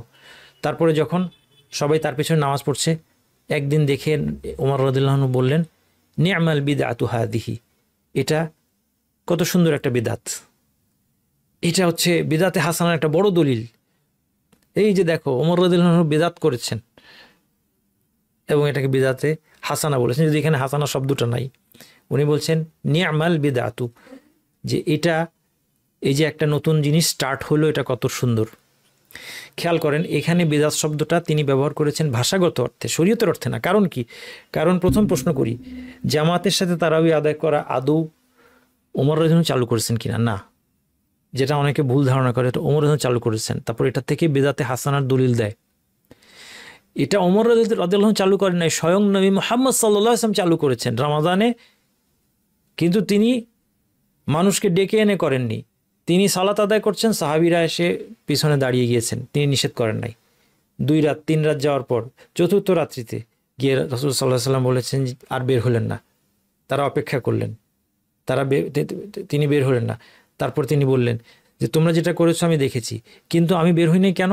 যদি আমি তোমাদেরকে নিয়ে নিয়মিত এখন তারাবি পড়ি, তাহলে এটা হয়তো তোমাদের উপর বাধ্যতামূলক হয়ে যাবে, তখন তোমরা এটা করতে পারবে, তোমাদের কষ্ট হয়ে যাবে। উম্মাদকে এই কষ্ট থেকে রেহাই দেওয়ার জন্য, কারণ অনেক মানুষের প্রয়োজন থাকতে পারে, কারো ঘরে অসুস্থ রোগী থাকতে পারে, কারো জরুরি ব্যবসা থাকতে পারে, কারো লেখাপড়া থাকতে পারে, তার পক্ষে দীর্ঘ সময় ইমামের পিছনে সালাত আদায় করা সম্ভব নাই হতে পারে, তাকে রেহাই দিতে হবে। এটা তার জন্য বাধ্যতামূলক না, এর জন্য বাধ্যতামূলক হয়ে না যায়, এই জন্য রাসূল সাল্লাল্লাহু আলাইহি ওয়াসাল্লাম ডিসকন্টিনিউ করলেন। কিন্তু জামাতের সাথে তারাবির অ্যাপ্রুভালটা তাহলে কার কাছ থেকে এসেছে? রাসূলুল্লাহ সাল্লাল্লাহু আলাইহি ওয়াসাল্লামের কাছ থেকে এসেছে। সুতরাং এটা বিদআত হওয়ার কোনো প্রশ্নই নাই। তার মানে বোঝা গেল ওমর রাদিয়াল্লাহু আনহু যে বিদআত শব্দটা ব্যবহার করেছেন সেটা ভাষাগত অর্থে। এই জন্য মনে রাখবেন, সামারি হচ্ছে বিদআত হাসানার ধোকায় পড়বেন না এবং মানুষকে বিদআতে হাসানা লাইনে কথা বলার কোনো সুযোগ দিবেন না। বিদআত পুরোটাই খারাপ, যেভাবে হাদিসের মধ্যে এসেছে কুল্লু বিদআতিন দালালা, এর মধ্যে হাসানা বলে কিছু নাই। আর যে উদাহরণগুলো দেওয়া হয় এগুলো বেদাত হচ্ছে ভাষাগত অর্থে অথবা জাগতিক জিনিস নিয়ে আমাদের কোনো কথা নাই। জাগতিক জিনিসের ক্ষেত্রে খেয়াল করেন, একটা সুন্দর মূলনীতি, জাগতিক বিষয়ের ক্ষেত্রে মূল হচ্ছে হালাল হওয়া। কেউ যদি বলতে চায় এটা হারাম, এটার জন্য দলিল লাগবে। যে কোনো একটা খাবার জাগতিক জিনিস, এটা যে কোনো একটা পোশাক জাগতিক জিনিস, যে কোনো একটা ডিভাইস জাগতিক জিনিস, মূল হচ্ছে এটা ব্যবহার করা হালাল। কেউ যদি দাবি করে এটা হারাম, তাকে কোরআন হাদিস থেকে দলিল আনতে হবে। ইবাদতের ক্ষেত্রে মূলনীতিটা উল্টা, ইবাদতের মূল হচ্ছে এটা হারাম। যে কোনো ইবাদত হারাম যদি না কোরআন হাদিস থেকে প্রমাণ করা যায় যে এটা জায়েজ। এই মূলনীতি যদি খেয়াল রাখি আমরা, তাহলে আমরা সতর্ক হয়ে যাব। এখন মানুষ কি করে? মানুষ উল্টাটা করে। আচ্ছা, এই আমলটা কি করা যায়? এই আমলটা কি সহি কিনা? ওই আমলটা সহি কিনা? সব আমল বাতিল। কেউ যখন একটা আমলের কথা বলবে, তাকে বলতে হবে যে আপনার এই আমলের দলিল আমার কাছে নিয়ে আসেন। অনেকে আমাকে অনেক কিছু প্রশ্ন করে যে এই আমলটা একজন বলল, এটাই করা যাবে, এটা আমাকে জিজ্ঞেস করবেন কেন? তাকে প্রথমে জিজ্ঞেস করবেন যে আপনি যে আমলটা বলেছেন কোনো কোরআন হাদিসের রেফারেন্স ছাড়া, আপনি আগে কোরআন হাদিসের রেফারেন্স দেন। এটা কোথায় আছে? এটা কি কোরআনে আছে? এটা কি হাদিসে আছে? যদি এটা হাদিস থাকে, হাদিসটাকে সহি, হাদিসটাকে কে সহি বললো? রেফারেন্স দিয়ে কথা বলেন, তাকে আপনি জিজ্ঞেস করবেন। এবং 100% নিশ্চিত না হওয়া পর্যন্ত ওই আমল আপনি করবেনই না, কারণ ইবাদত এবং আমলের মধ্যে মূল হচ্ছে এটা হারাম। বেদাতের প্রকারভেদ। বিদাত হতে পারে বিশ্বাসের মধ্যে, যেমন আল্লাহকে সর্বত্র বিরাজমান বলে বিশ্বাস করা, এটা বিশ্বাসের বিদাত। কর্মের মধ্যে হতে পারে, যেমন শবে মেরাজের রোজা, আরেকটা উদাহরণ দিলাম নতুন। শবে মেরাজ উপলক্ষে রোজা রাখা, শবে মেরাজের ডেটই শিওর না, আর যদি ডেট ধরেও নেওয়া হয় 27শে রজব, সেই দিনে রোজা রাখা কোনো দলিল নাই, তাহলে এটা কর্মের মধ্যে বিদাত। পরিত্যাগের মাধ্যমে বিদাত হতে পারে, যেমন কেউ যদি মনে করে যে আল্লাহ সন্তুষ্টির জন্য আমি বিয়ে শাদী পরিত্যাগ করব, বিদাত হয়ে যাবে। কেন? কারণ আল্লাহর নৈকট্যের জন্য এমন একটা কাজ করেছে যেটা নবী সাল্লাল্লাহু আলাইহি ওয়াসাল্লাম বলেছেন যে এটা আমার সুন্নাহ। এবং যখন একদল লোক বলেছে যে আমরা তো নবী সাল্লাল্লাহু আলাইহি ওয়াসাল্লামের মতো না, আমাদের অনেক বেশি সওয়াবের দরকার হবে নাজাতের জন্য, তো কি করব, যে আমি বিয়ে শাদী করব না। একজন বলল আমি বিয়ে শাদী করব না, একজন বলল আমি সারা রাত ধরে নামাজ পড়ব, ঘুমাবো না, আরেকজন বলল আমি প্রতিদিন রোজা রাখবো, আমি রোজা ভাঙবই না। আর রাসূল সাল্লাল্লাহু আলাইহি ওয়াসাল্লাম রেগে গেলেন, বললেন মান রাগিবা আন সুন্নতি ফালাইসা মিন্নি, যে আমার সুন্নাত থেকে দূরে সরে যাবে সে আমার অংশ নয়, তার মানে সে অন্তর্ভুক্ত। তার মানে এগুলি বেদাত। কেউ যদি বলে যে আল্লাহ সন্তুষ্টির জন্য আমি ঘুম বাদ দিব, সে বেদাতি হয়ে যাবে। কেউ যদি বলে আমি আল্লাহর সন্তুষ্টির জন্য বিয়ে করবো না, কেউ যদি বলে যে ভাই আমার বিয়ে করার প্রয়োজন নাই, আমার বিয়ের চাহিদা নাই, আমি বিয়ে করতে চাই না, আমার যেহেতু বিয়ের প্রয়োজন নাই, আমি ফ্রি থাকতে চাই, আমি আল্লাহর ইবাদত করব ফ্রি থেকে, জায়েজ। আমাদের দেশে আবার বলে যে বিয়ে করা ফরজ, এটাও ভুল। বিয়ে করা ফরজ বলে কোনো কথা নেই, বিয়ে সুন্নাহ। একজন মানুষ যদি বিয়ে না করে সে নিজেকে হারাম থেকে রক্ষা করতে না পারে, তার জন্য তখন বিয়ে করাটা ওয়াজিব হয়ে যায়, এবং তার যদি সামর্থ্য থাকে। আর কেউ যদি এমন হয় তার বিয়ের কোনো প্রয়োজন নাই, বিয়ের কোনো চাহিদা নেই, যে কোনো কারণে হোক, বয়সের কারণে হতে পারে অথবা নানা কারণে হতে পারে, সে বললো যে না আমি বিয়ে করবো না, বা বিয়ের প্রতি কোনো আমার আগ্রহ নেই, আমি বিয়ে করবো না, কোনো অসুবিধা নেই। কিন্তু কেউ যদি বলে যে সন্ন্যাসী থাকার মাধ্যমে, বিয়ে না করে থাকার মাধ্যমে আমরা খ্রিস্টানদের মতো আল্লাহর নৈকট্য আমি লাভ করব, তাহলে সেটা বিদাত হবে। এই বিদাতটা থার্ড ক্যাটাগরি, পরিত্যাগের মাধ্যমে। তারপর বিদাত মৌলিক বিষয় হতে পারে, যেমন কেউ জিকির করছে আল্লাহ আল্লাহ আল্লাহ আল্লাহ, এই জিকিরটা করছে, এটা মৌলিক বিদাত, কারণ এটা কোনো ফর্মেই আসে নাই। কেন এটা বিদাতকে বলতে পারে যে আল্লাহকেই তো ডাকলাম, খারাপ কি? এর মধ্যে দুইটা উত্তর। একটা উত্তর হচ্ছে, সবচেয়ে সহজ উত্তর হচ্ছে যে এটা যদি ভালো হতো তাহলে রাসূল সাল্লাল্লাহু আলাইহি ওয়াসাল্লাম বসে বসে আল্লাহ আল্লাহ করে ডাকতেন, সাহাবীরা বসে বসে আল্লাহ আল্লাহ করে ডাকতেন। কেন? কারণ সেই যুগে আল্লাহকে ডাকার কি প্রয়োজন ছিল না? ছিল। এটা সম্ভব ছিল না? সম্ভব ছিল। কিন্তু এভাবে কি তারা ডেকেছেন কেউ? না, ডাকেন নাই। 2 নম্বর যুক্তি হলো যে জিকির হবে বাক্যের মাধ্যমে, কমপ্লিট বাক্যের মাধ্যমে। সুবহান আল্লাহ আর আল্লাহ দুটির মধ্যে পার্থক্য কি? সুবহান আল্লাহ একটা সুন্দর অর্থ আছে যে আল্লাহ পবিত্র, আপনি একটা ঘোষণা দিলেন। আল্লাহু আকবার বললেন, আপনি একটা ঘোষণা দিলেন আল্লাহ সবচেয়ে বড়, লা ইলাহা ইল্লাল্লাহ ছাড়া কোনো ইলাহ নেই, এইগুলি জিকির। কিন্তু শুধু আল্লাহ আল্লাহ বললেন হবে না। আমাদের দেশে বানোয়ার জিকির আছে না, ইয়া রহমানু এতবার বলেন, ইয়া কাউইউ ইয়া কাউইউ ইয়া কাউইউ ইয়া কাউইউ এতবার বলেন, আছে না আমাদের দেশে জিকির? এটা এগুলি বিদাত। আপনি ইয়া রহমানু ইরহামনি, হে রহমান আমাকে রহম করো, তাইলে এটা জিকির হবে। আল্লাহকে ডেকে আপনি চাইলেন, কিন্তু শুধু ইয়া রহমানু বললেন, কিন্তু 100 বার আপনি ইয়া রহমানু, 100 বার ইয়া রাহিমু বললেন, কিন্তু আপনি কোনো বাক্য কমপ্লিট করলেন না, চাইলেন না। এই দিক থেকে একে তো রাসূল সাল্লাল্লাহু আলাইহি ওয়াসাল্লাম সাহাবীরা এটা করেন নাই, এই জন্যই বেদাত, এটাই যথেষ্ট। দ্বিতীয়ত যুক্তির দিক থেকে যদি আমি বলি যে আপনার তো কোনো কথার অর্থ হয় নাই, শুধু একটা নাম আপনি বারবার উচ্চারণ করলেন। এই নাম উচ্চারণ করার মধ্যে আপনার ফজিলত আছে, সেটা কে বললো? আপনি নাম ধরে ডেকে আল্লাহর কাছে কিছু চান, ওয়ালিল্লাহিল আসমাউল হুসনা ফাদউহু বিহা, আল্লাহর সুন্দর নাম আছে, তারপর আল্লাহ কি বলেছেন? ফাদউহু বিহা, এসব নাম ধরে আল্লাহকে ডাকো। আচ্ছা, বৈশিষ্ট্যগত বেদাত কি? কোনো একটা জিনিস মৌলিকভাবে বেদাত না, কিন্তু কোনো একটা বৈশিষ্ট্যের কারণে বেদাত হয়ে গেছে। যেমন কেউ যদি টয়লেটে প্রবেশের সময় আয়াতুল কুরসি পড়ে, কেউ বললো যে টয়লেটে তো আমরা জানি যে শয়তান জিন টিন থাকতে পারে, তাহলে শয়তানের প্রোটেকশনের জন্য আমি টয়লেটে প্রবেশ করার সময় প্রতিবার আয়াতুল কুরসি পড়ব। আয়াতুল কুরসি পড়েন, আপনি সারাদিন পড়েন, কোনো অসুবিধা নেই। কিন্তু যখন একটা বৈশিষ্ট্য এর মধ্যে আরোপ করলেন, সেটা কি? যে টয়লেটে প্রবেশ উপলক্ষে আয়াতুল কুরসি পড়ব, তখন এটা বেদাত হয়ে যাবে। এই জন্য আমাদের এই 6টা জিনিস জানা লাগবে, যে 6টা বৈশিষ্ট্য আরোপ করলে, এই 6টা বৈশিষ্ট্য শরীয়তের সাথে না মিললে বিদাত হয়ে যায়। উপলক্ষ, শ্রেণী, পরিমাণ, পদ্ধতি, স্থান, সময়, 6টা জিনিস। খুব সুন্দর করে আমি উদাহরণ দিয়ে আপনাকে দেখিয়ে দিচ্ছি। 1 নম্বর, কোনো একটা কাজের উপলক্ষ শরীয়ত সম্মত হতে হবে। যেমন মসজিদে ঢুকে 2 রাকাত সালাত আদায় করা, 2 রাকাত, এই 2 রাকাত সালাতের উপলক্ষ কি? মসজিদে প্রবেশ। এটা কি শরীয়তে আছে? আছে, তাহলে এটা ঠিক আছে। কিন্তু যদি কেউ প্রতিবার বাসায় প্রবেশ উপলক্ষে 2 রাকাত সালাত পড়ে, এটা বেদাত হবে। কেউ বলতে পারে যে ভালো কাজ করছে, নামাজ, এটা মৌলিক বেদাত নয়। সালাত আদায় করেছে, এটা মৌলিক বেদাত নয়। 2 রাকাত সালাত সে আদায় করতেই পারে, উপলক্ষের কারণে বেদাত হয়ে গেছে। কারণ তা উপলক্ষ কি? গৃহে প্রবেশ উপলক্ষে। যতবারই আমি বাসায় ঢুকি, আলহামদুলিল্লাহ, আল্লাহ যে আমাকে নিয়ে এসেছে নিরাপদে, এই নিরাপদে গৃহ প্রবেশ উপলক্ষে আমি 2 রাকাত সালাত আদায় করব, বেদাত হয়ে গেল। দেখেন, মনে হচ্ছিল ভালো কাজ। বেদাত যারা করে তারা যুক্তি দেয় যে এটা তো ভালো কাজ, আমি তো বেশি করেছি, কম করি নাই, এটা একটা কমন যুক্তি। কিন্তু এই লোকটাকে আপনি জিজ্ঞেস করেন যে ঠিক আছে, বেশি করলে অসুবিধা নাই, তাইলে আমি 3টা সিজদা দিব এখন থেকে 1 রাকাতে, আপনি কি বলবেন? আপামর জনসাধারণ যে নামাজ পড়ে না, সে বলবে যে নামাজ তো হয় নাই আপনার ভাই, 1 রাকাতের মধ্যে 3টা সিজদা করলেন কেন? 1 রাকাতের মধ্যে 2টা রুকু করলেন কেন? আপনার তো নামাজ হয় নাই। যে নামাজ পড়ে না সেও আপনাকে বলবে আপনার নামাজ হয় নাই। এখানে সে ঠিক পুরোপুরি বুঝতে পারছে যে দিনের মধ্যে যেমন কমানো যাবে না, 2 সিজদাকে যেমন 1 সিজদা বানানো যাবে না, এমনি 2 সিজদাকে 3 সিজদা বানানো যাবে না। এটা সে কীভাবে বুঝতে পারছে? কিন্তু গিয়ে এখানে এসে বুঝতে পারছে না যে এখানে অসুবিধা কি। লা ইলাহা ইল্লাল্লাহ জিকির প্রতিদিন 300 বার করা উচিত, একজন ইমাম সাহেব বলছে। কে বলছে এটা? দলিল কি হাদিসে আসছে 300 বার লা ইলাহা ইল্লাল্লাহ, লা ইলাহা ইল্লাল্লাহ 300 বার? না, হাদিসের মধ্যে আসে নাই। কে বলছে? বুজুর্গ বলছে। অসুবিধা কি? আমি তো বেশি করলাম।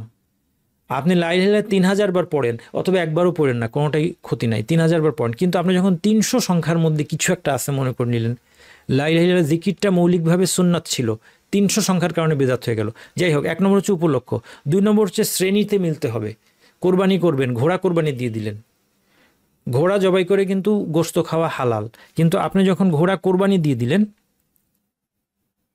কোরবানি হবে না। কারণ কোরবানির পশুর শ্রেণী নির্ধারিত। কি শ্রেণীর হতে হবে? হয় উট শ্রেণীর, নয়তো গরু শ্রেণীর, নয়তো ভেড়া ছাগল শ্রেণীর, 3টা শ্রেণী আছে। ইবিল হইতে হবে উট, অথবা বাকার হইতে হবে গরু মহিষ এগুলা, অথবা কি হইতে হবে?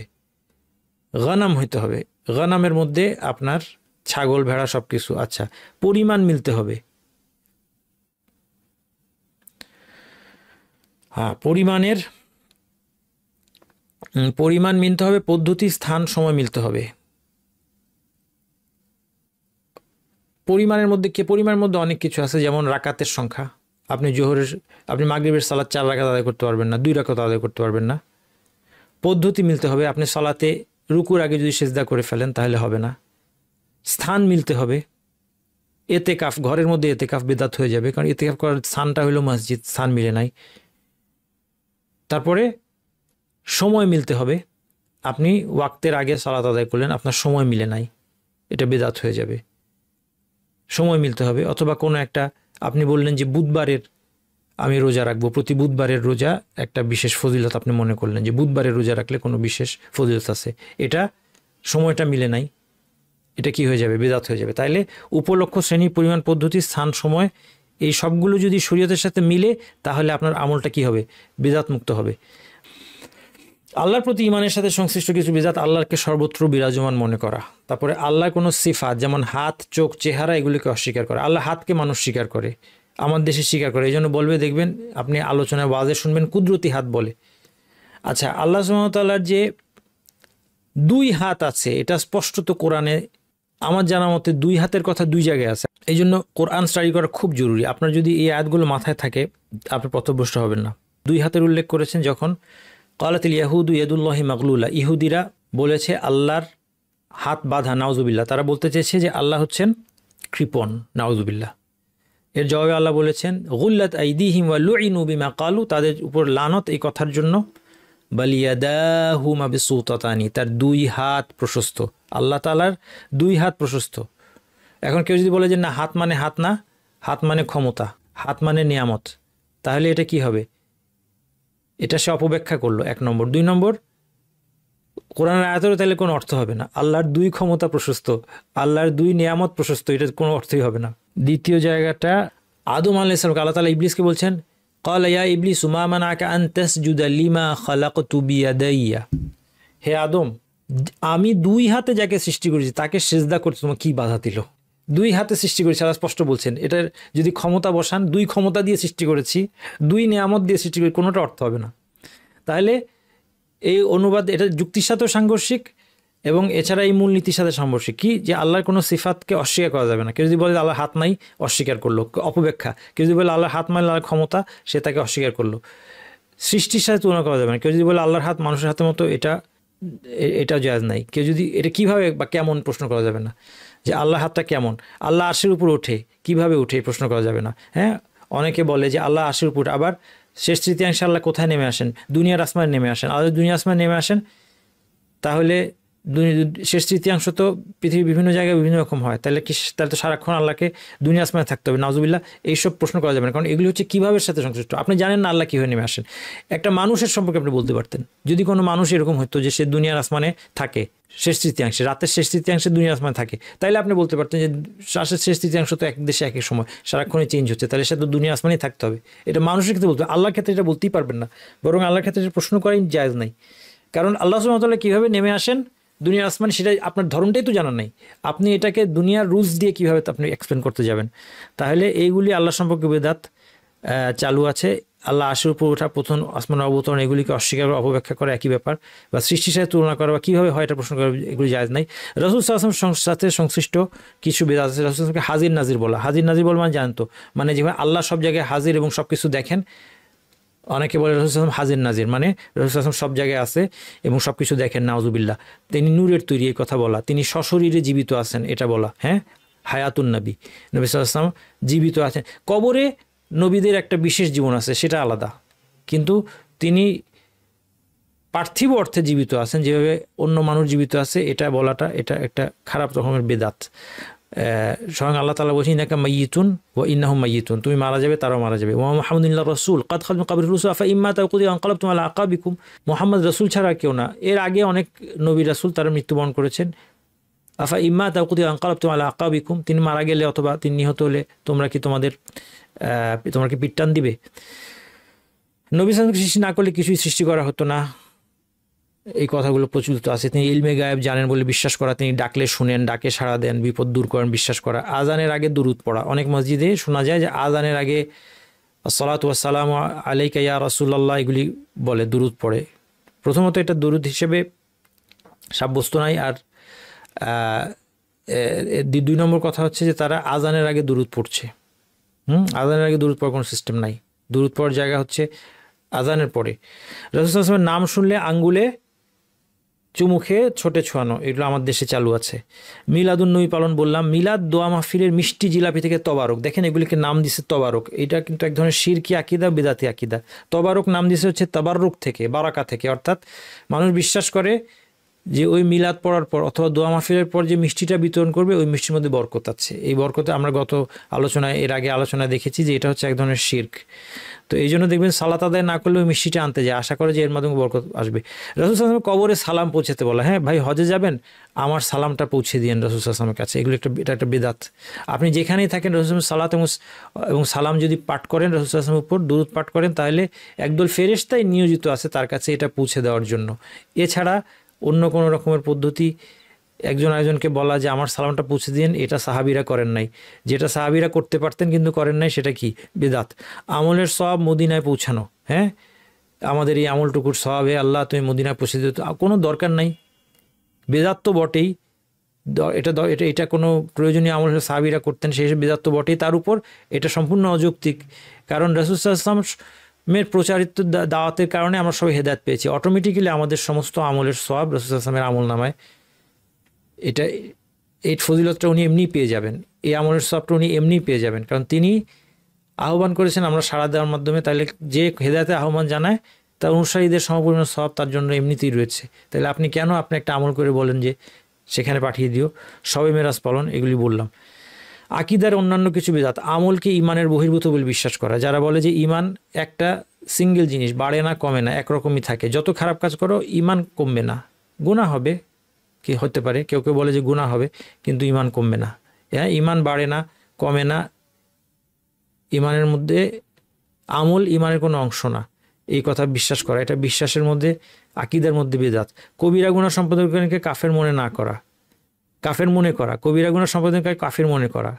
হ্যাঁ, ইমানদার যখন কোনো কবিরা গুনাহ করে, হত্যা করে, জিনা ব্যভিচার করে, চুরি ডাকাতি করে, সেই ইসলামের বাইরে চলে যায়। এই মতবাদটা, এটা মুতাজিলা খারেজি সম্প্রদায়ের মতবাদ। এই অথবা কুফর এবং ইমানের মাঝখানে থাকে এবং আখিরাতে সে চিরজাহান্নামী হবে, এটা একটা বেদাতি আকিদা। কোরআনকে আল্লাহর সৃষ্টি বলে দাবি করা, যেমন মুতাজিলা জাহমিয়া সম্প্রদায় বলে যে কোরআন আল্লাহর বাণী না, কোরআন আল্লাহর সৃষ্টি, এটা একটা বেদাতি আকিদা এবং কুফরি আকিদা। বেদাত আকিদার ক্ষেত্রে বেদাত কিন্তু আবার শিরক কুফরি হবে, শিরক কুফরি হতে পারে। নবী রাসূলদের প্রতি আল্লাহর কোনো বৈশিষ্ট্য আরোপ করা, সাফায়াতকে অস্বীকার করা, রাসূল সাল্লাল্লাহু আলাইহি ওয়াসাল্লামের সাফায়াত হবে, বিভিন্ন ধরনের সাফায়াত আছে সেটাকে অস্বীকার করা, তাকদীর বা এর কোনো একটা মূলনীতি অস্বীকার করা। আমরা জানি তাকদীরের 4টা মূলনীতি, আল্লাহ সব কিছু জানেন, লিখে রেখেছেন, আল্লাহর ইচ্ছাই সব হয় এবং সব কিছু আল্লাহর সৃষ্টি। এর কোনো একটাকে যদি অস্বীকার, কেউ যদি বলে যে আল্লাহ আগে থেকে জানেন না, ঘটার আগে আল্লাহ জানতে পারেন না, এটা আকীদার ক্ষেত্রে বেদাত এবং কুফরি কথা। কেউ যদি বলে যে মানুষের আমলটা আল্লাহর সৃষ্টি না, আল্লাহর সৃষ্টির বাইরে, মানুষের আমল মানুষের নিজের সৃষ্টি, তাইলে এটা আকীদার ক্ষেত্রে বেদাত। আখিরাতের দৈহিক পুনরুত্থানকে অস্বীকার করা, অনেক মানুষ আছে যারা আখিরাতের দৈহিক পুনরুত্থানকে অস্বীকার করে। মুসলিমদের মধ্যে ফিলোসফার নামে পরিচিত একটা দল আছে, তারা বলে যে পুনরুত্থানটা হবে শুধু রুহের ব্যাপার, অন্তরের ব্যাপার, কোনো দৈহিক পুনরুত্থান হবে না। তারা বলে যে জান্নাত জাহান্নামে যে সমস্ত খাওয়া দাওয়া এবং সুখ সম্ভোগের বর্ণনা আছে, এই সবগুলো হচ্ছে রূপক অর্থে। এটা হচ্ছে আখিরাতের ব্যাপারে বিশ্বাসের ক্ষেত্রে বেদাত। এই যে এখন যে স্লাইডটা আপনাদের সামনে আছে, বুজুর্গ পীর ওলিদের সাথে সংশ্লিষ্ট বিদাত, এটার প্রচলন অত্যন্ত ব্যাপক। সরাসরি যারা এদের সাথে এই বিদাতের সাথে যুক্ত না, তারাও বিভিন্ন ইসলামী বইপত্র পড়তে গিয়ে বা বিভিন্ন আলোচনা শুনতে গিয়ে আপনারা এর সম্মুখীন হবেন। অনেক ইসলামী বইপত্র মানুষ পড়ে থাকে, যদিও বা তারা কোনো নির্দিষ্ট তরিকা, সুফি তরিকা, পথভ্রষ্ট তরিকার অনুসারী নাও হয়, তারপরেও তারা সেখানে এই তরিকার অনুসারীদের লেখা বইপত্র তারা পড়ছে নিজেদের অজান্তে। আচ্ছা, এই ধরনের বিদাতের মধ্যে আছে বানোয়াট জিকির, দরুদ, কবিতাকে দরুদ বানানো। আমরা ছোটোবেলায় আমাদের সময় মিলাদ অনুষ্ঠানে, মিলাদের মাঝখানে পড়া হতো বালাগাল উলা বি কামালিহি ওয়া কাশাফাদ দুজা বি জামালিহি ইত্যাদি, এই কবিতাগুলো পড়া হতো এবং তখন সবাই দাঁড়িয়ে যেত। আমরা যারা ছোট থাকতাম আমাদের কাজ ছিল সেখানে যে তখন গোলাপ জল ছিটানো। আমার বয়সী যারা আছেন তারা হয়তো এটা মনে করতে পারবেন। আলহামদুলিল্লাহ, এই যে মিলাদ উদযাপনের সংখ্যাটা, পরিমাণটা এখন বাংলাদেশের সমাজে অনেকটা কমে আসছে। ঢাকা শহরে এখন এগুলো একটু কমই দেখা যায় এবং বাংলাদেশে যারা মূলধারার আলেম ওলামা তারা এটার বিরুদ্ধে বেশ সোচ্চার। এই মিলাদ অনুষ্ঠান তাদের প্রচেষ্টায় বন্ধ হয়েছে। আল্লাহ সুবহানাহু ওয়া তাআলা তাদেরকে উত্তম প্রতিদান দান করুন। টুপির ডিজাইনে ফজিলতের দাবি না, বিশেষ ডিজাইনের টুপি আছে, বলা হয় যেটা অমুক বুজুর্গ পড়তেন, তার মানে নিশ্চয়ই এর মধ্যে এই ধরনের ডিজাইনের টুপিতে কোনো কল্যাণ আছে। কেউ যদি এটা মনে করে পড়ে, এটা বিদাত হবে। একটা ডিজাইন আপনার পছন্দ হয়েছে, আপনি পড়লেন, অসুবিধা নাই, কিন্তু বিশেষ ডিজাইনের একটা ফজিলত আছে, এটা মনে করে এই টুপি পরা, এগুলো বিদাত। কারো দেহ বা দেহের অংশ থেকে বরকত নেওয়ার চেষ্টা করা, হ্যাঁ, অনেক সময় হাত মিলিয়ে জামার মধ্যে হাত ঘষে, অথবা অনেকে সোকল বুজুর্গ অলিদের হাত পা টিপে, যে সেটা হাত পা টিপে দিলে সেখান থেকে আমাদের মধ্যে বরকত আসবে। একমাত্র রাসূলুল্লাহ সাল্লাল্লাহু আলাইহি ওয়াসাল্লামের দেহ বা দেহ থেকে বিচ্ছিন্ন কোনো অংশের মধ্যে বরকত ছিল। রাসূল সাল্লাল্লাহু আলাইহি ওয়াসাল্লামকে দেহ বরকতময় করেছেন আল্লাহ, কিন্তু এর পরবর্তীতে উম্মতের সর্বশ্রেষ্ঠ ব্যক্তি স্বয়ং আবু বকর রাদিয়াল্লাহু আনহু থেকে কেউ বরকত নিতে আসেন নাই। আবু বকর রাদিয়াল্লাহু আনহুর সাথে হাত মিলিয়ে কেউ জামায় হাত ঘষেন নাই, অথবা তার দেহের কোনো অংশ থেকে, তার দেহ থেকে বিচ্ছিন্ন কোনো অংশ, তার চুল, ঘাম ইত্যাদি এসব থেকে বরকত নেওয়ার চেষ্টা কেউ করেন নাই। এটা শুধুমাত্র নবী মুহাম্মদ সাল্লাল্লাহু আলাইহি সাল্লামের জন্য খাস ছিল। তার অজুর পানি, তার শরীরের ঘাম, এবং তার ঘাম ছিল সুগন্ধময়। তাহলে এইগুলি খুব খারাপ ধরনের বিদাত প্রচলিত আছে। আরেকটা আছে রুহানি ফয়েজ। রুহানি ফয়েজ হচ্ছে একজনের রুহ থেকে আমার রুহের মধ্যে একটা স্পিরিচুয়াল পাওয়ার ট্রান্সফার হবে, এই ধরনের বিশ্বাস। কামালিয়াতের ধারণা, হ্যাঁ, পীরে কামেল বলা হয়। পীরে কামেলের একটা নমুনা কিছুক্ষণ মধ্যে আমরা দেখবো ইনশাল্লাহ। গাউস কুতুব, এইগুলি পরিভাষা, সুফিদের বিভিন্ন পরিভাষা, যে এরা হচ্ছে আল্লাহর ওয়ালি। বিভিন্ন ধরনের তাদের ওয়ালিদের আবার হায়ারার্কি আছে, হ্যাঁ, অফিসে যেরকম বস থাকে, বসের পর জেনারেল ম্যানেজার থাকে, তারপর বিভিন্ন লাইন ম্যানেজার থাকে, এই ধরনের হায়ারার্কি আছে তাদের। গাউস কুতুব, আবদাল, এদেরকে আবার তারা দাবি করে যে আল্লাহ বিশ্বের বিভিন্ন জায়গার বিভিন্ন অংশের নিয়ন্ত্রণ দিয়ে রেখেছেন। বিভিন্ন সুফি তরিকা জিকির, আল্লাহ জিকির, যেটা বললাম, এটা অনেকে বুঝতে কষ্ট হয় যে আমি আল্লাহর নাম নিচ্ছি, অসুবিধা কি? এই জন্যই মানে বেদাত জিনিসটা শয়তান খুব সুন্দর করে দেখায় সব সময়। বেদাত জিনিসটাই এরকম, বেদাতটা দেখতে খুব সুন্দর।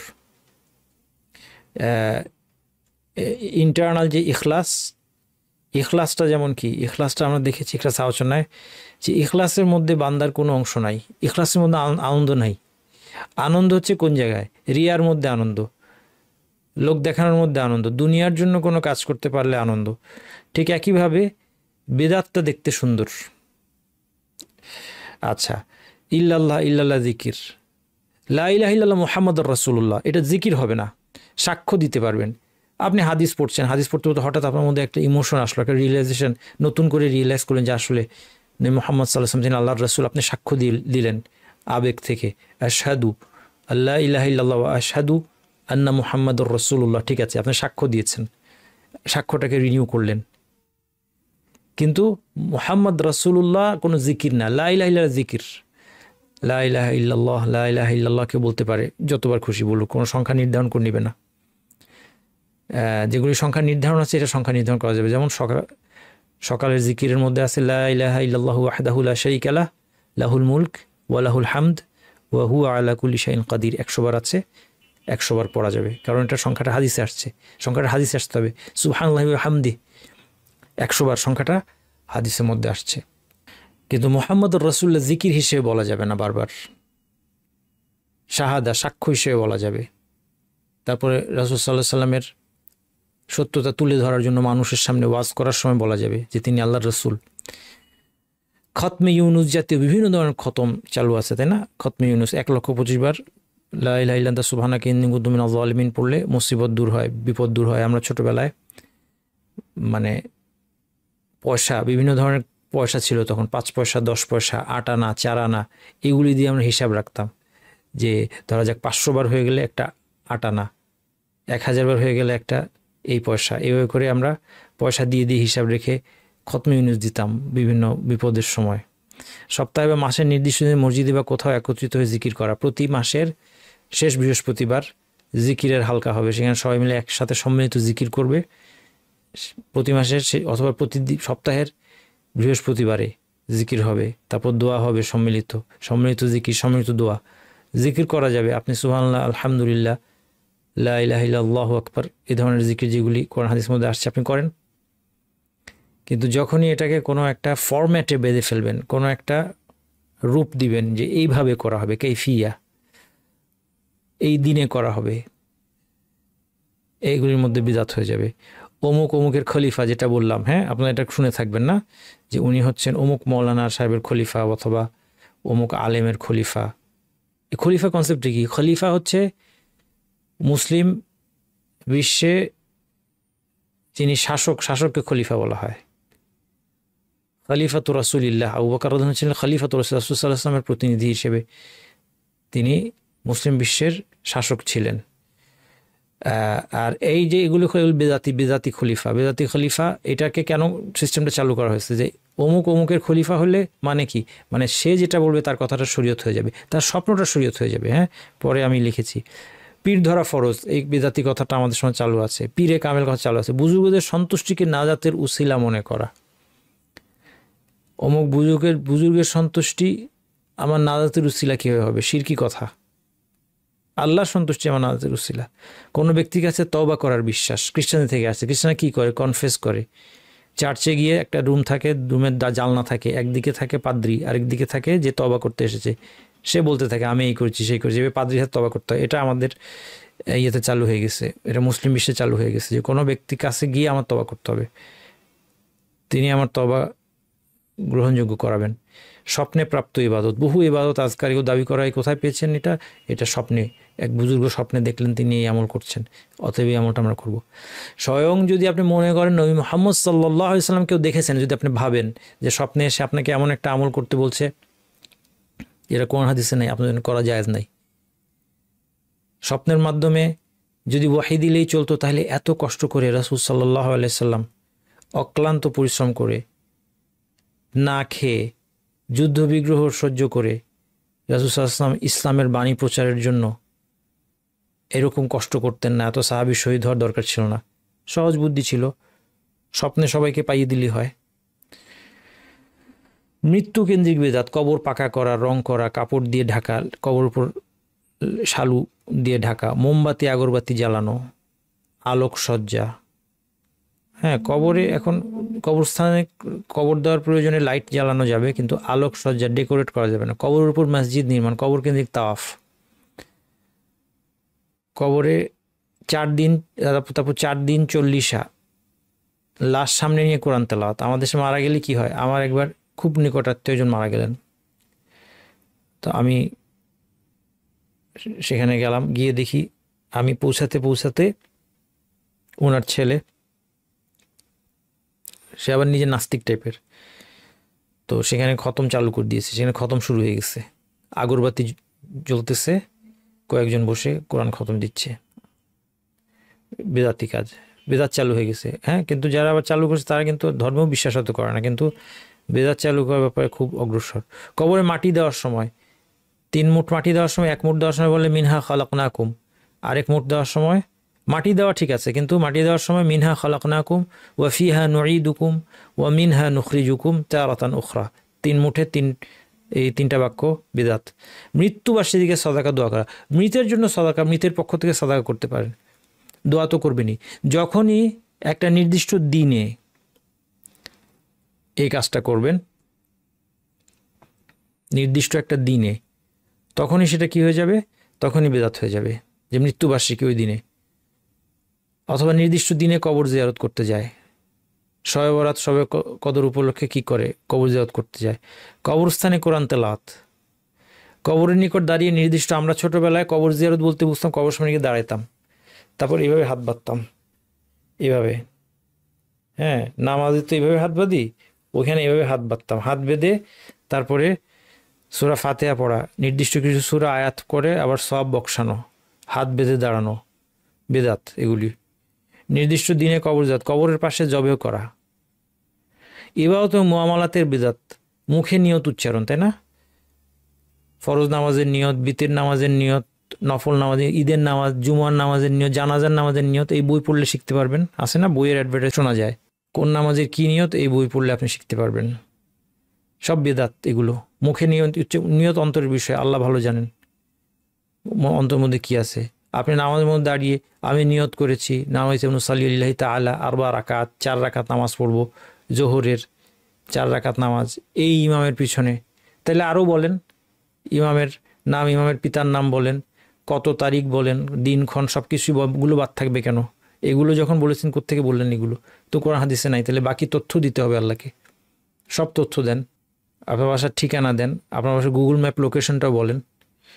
মুখে নিয়ত উচ্চারণ, এটা খুব বড় সমস্যা। হ্যাঁ, রোজা নিয়ে টেনশন পড়ে মানুষ, চাই রোজা কি বলতে হবে, রোজার রমজান মাস আস্তে আস্তে রোজা রাখবেন, আপনার নিয়ত আগে থেকে আসে, নিয়ত নিয়ে টেনশন পড়ে যায়, ওয়াসওয়াসের মধ্যে পড়ে যায়, নিয়ত ছিল কি ছিল না। হ্যাঁ, মুখে নিয়ত উচ্চারণ। এখন অবশ্য অনেকে বলে, মসজিদে অনেকে আমরা দেখেছি যে আমার জানাজা সালাত হবে, জানাজা সালাতের নিয়ত না করলেও হয়, বলে এখন বললো মুখে না করলেও হয়, কিন্তু এটা বলে না যে মুখে করলে বিদাত হবে, গুনাহ হবে, মুখে করবেন না এটা বলে না, বলে যে মুখে না করলেও হয়, আপনি তো এসেছেন এখানে জানাজা পড়বেন বলি। অজুর এক এক অঙ্গ ধোয়ার সময় এক এক দোয়া, এই বিদাত চালু আছে। যায় নামাজের দোয়া আমাদের চালু আছে না, ইন্নী ওয়াজ্জাহতু ওয়াজহিয়া লিল্লাযী ফাতারাস সামাওয়াতি, এটা যায় নামাজে দাঁড়ায় পড়তে হয় আল্লাহু আকবার বলার আগে, এটা বিদাত। যেটাকে আমরা সানা বলি, হ্যাঁ, এটাকে আরবি দুআউল ইস্তিফতাহ বলে। দুআউল ইস্তিফতাহ কয়েকটা আছে, তার মধ্যে একটা আছে ওয়াজ্জাহতু ওয়াজহিয়া লিল্লাযী, এটা আল্লাহু আকবার বলার পরে, ওয়াজ্জাহতু ওয়াজহিয়া লিল্লাযী খালাকাস সামাওয়াতি ওয়াল আরদা হানিফান ওয়া মা আনা মিনাল মুশরিকিন ইন্না সালাতি ওয়া নুসুকি ওয়া মাহইয়ায়া ওয়া মামাতি লিল্লাহি রাব্বিল আলামিন লা শারীকা লাহু ওয়া বিযালিকা উমিরতু ওয়া আনা মিনাল মুসলিমিন আল্লাহুম্মা আনতাল মালিক লা ইলাহা ইল্লা আনতা রাব্বি ওয়া আনা আবদুকা যালামতু নাফসি ওয়া আ'তারাফতু বিযামবি ইলা আখিরিহি। লম্বা দোয়া, এটা পড়তে পারেন আল্লাহু আকবার বলার পর। কিন্তু জানামাজের দোয়া বলে কিছু নাই। সালাতের পর মাথায় হাত দিয়ে জিকির পড়তে থাকে এইভাবে। হ্যাঁ, সালাতের পর সামনে মোনাজাত বলছি, নির্দিষ্ট দোয়া দিয়ে মোনাজাত শেষ করা। ওয়াজাল আখির কালিমাতিনা লা ইলাহা ইল্লাল্লাহু ওয়াজাল আখির কালিমাতিনা ইনদাল মাউতি লা ইলাহা ইল্লাল্লাহু মুহাম্মাদুর রাসূলুল্লাহ। একটা নির্দিষ্ট বাক্য দিয়ে সবসময় দেখবেন দোয়া শেষ করে, তাহলে এটা বেদাত হয়ে যাবে। শবে বরাত, শবে কদরের সালাতে কোন রাকাতে কোন সূরা পড়বে নির্দিষ্ট করা এবং এর বানোয়াট ফজিলত আমাদেরকে শেখানো হয়েছিল ছোটবেলায়। লাইলাতুল কদরে প্রত্যেক রাকাতে ইন্না আনজালনাহু ফি লাইলাতুল কদর এই সূরা সাথে সূরা ইখলাস 3 বার প্রত্যেক রাকাতে, না এরকম ছিল মনে হয়। এটার আবার কি ফজিলত আছে এগুলি বিদআত। আপনি অবশ্যই সালাত রাখবেন লাইলাতুল কদরে। হ্যাঁ, শবে বরাত, যেটা আমাদের শবে বরাত তো নামটা এটা একটু কোথাও কোরআন হাদিসের মধ্যে কোথাও শবে বরাত বলে কিছু নাই। হ্যাঁ, লাইলাতুল বারা বলেও কিছু নাই। লাইলাতুল নিসফ মিন শাবান আছে, শাবানের 15 রজনী।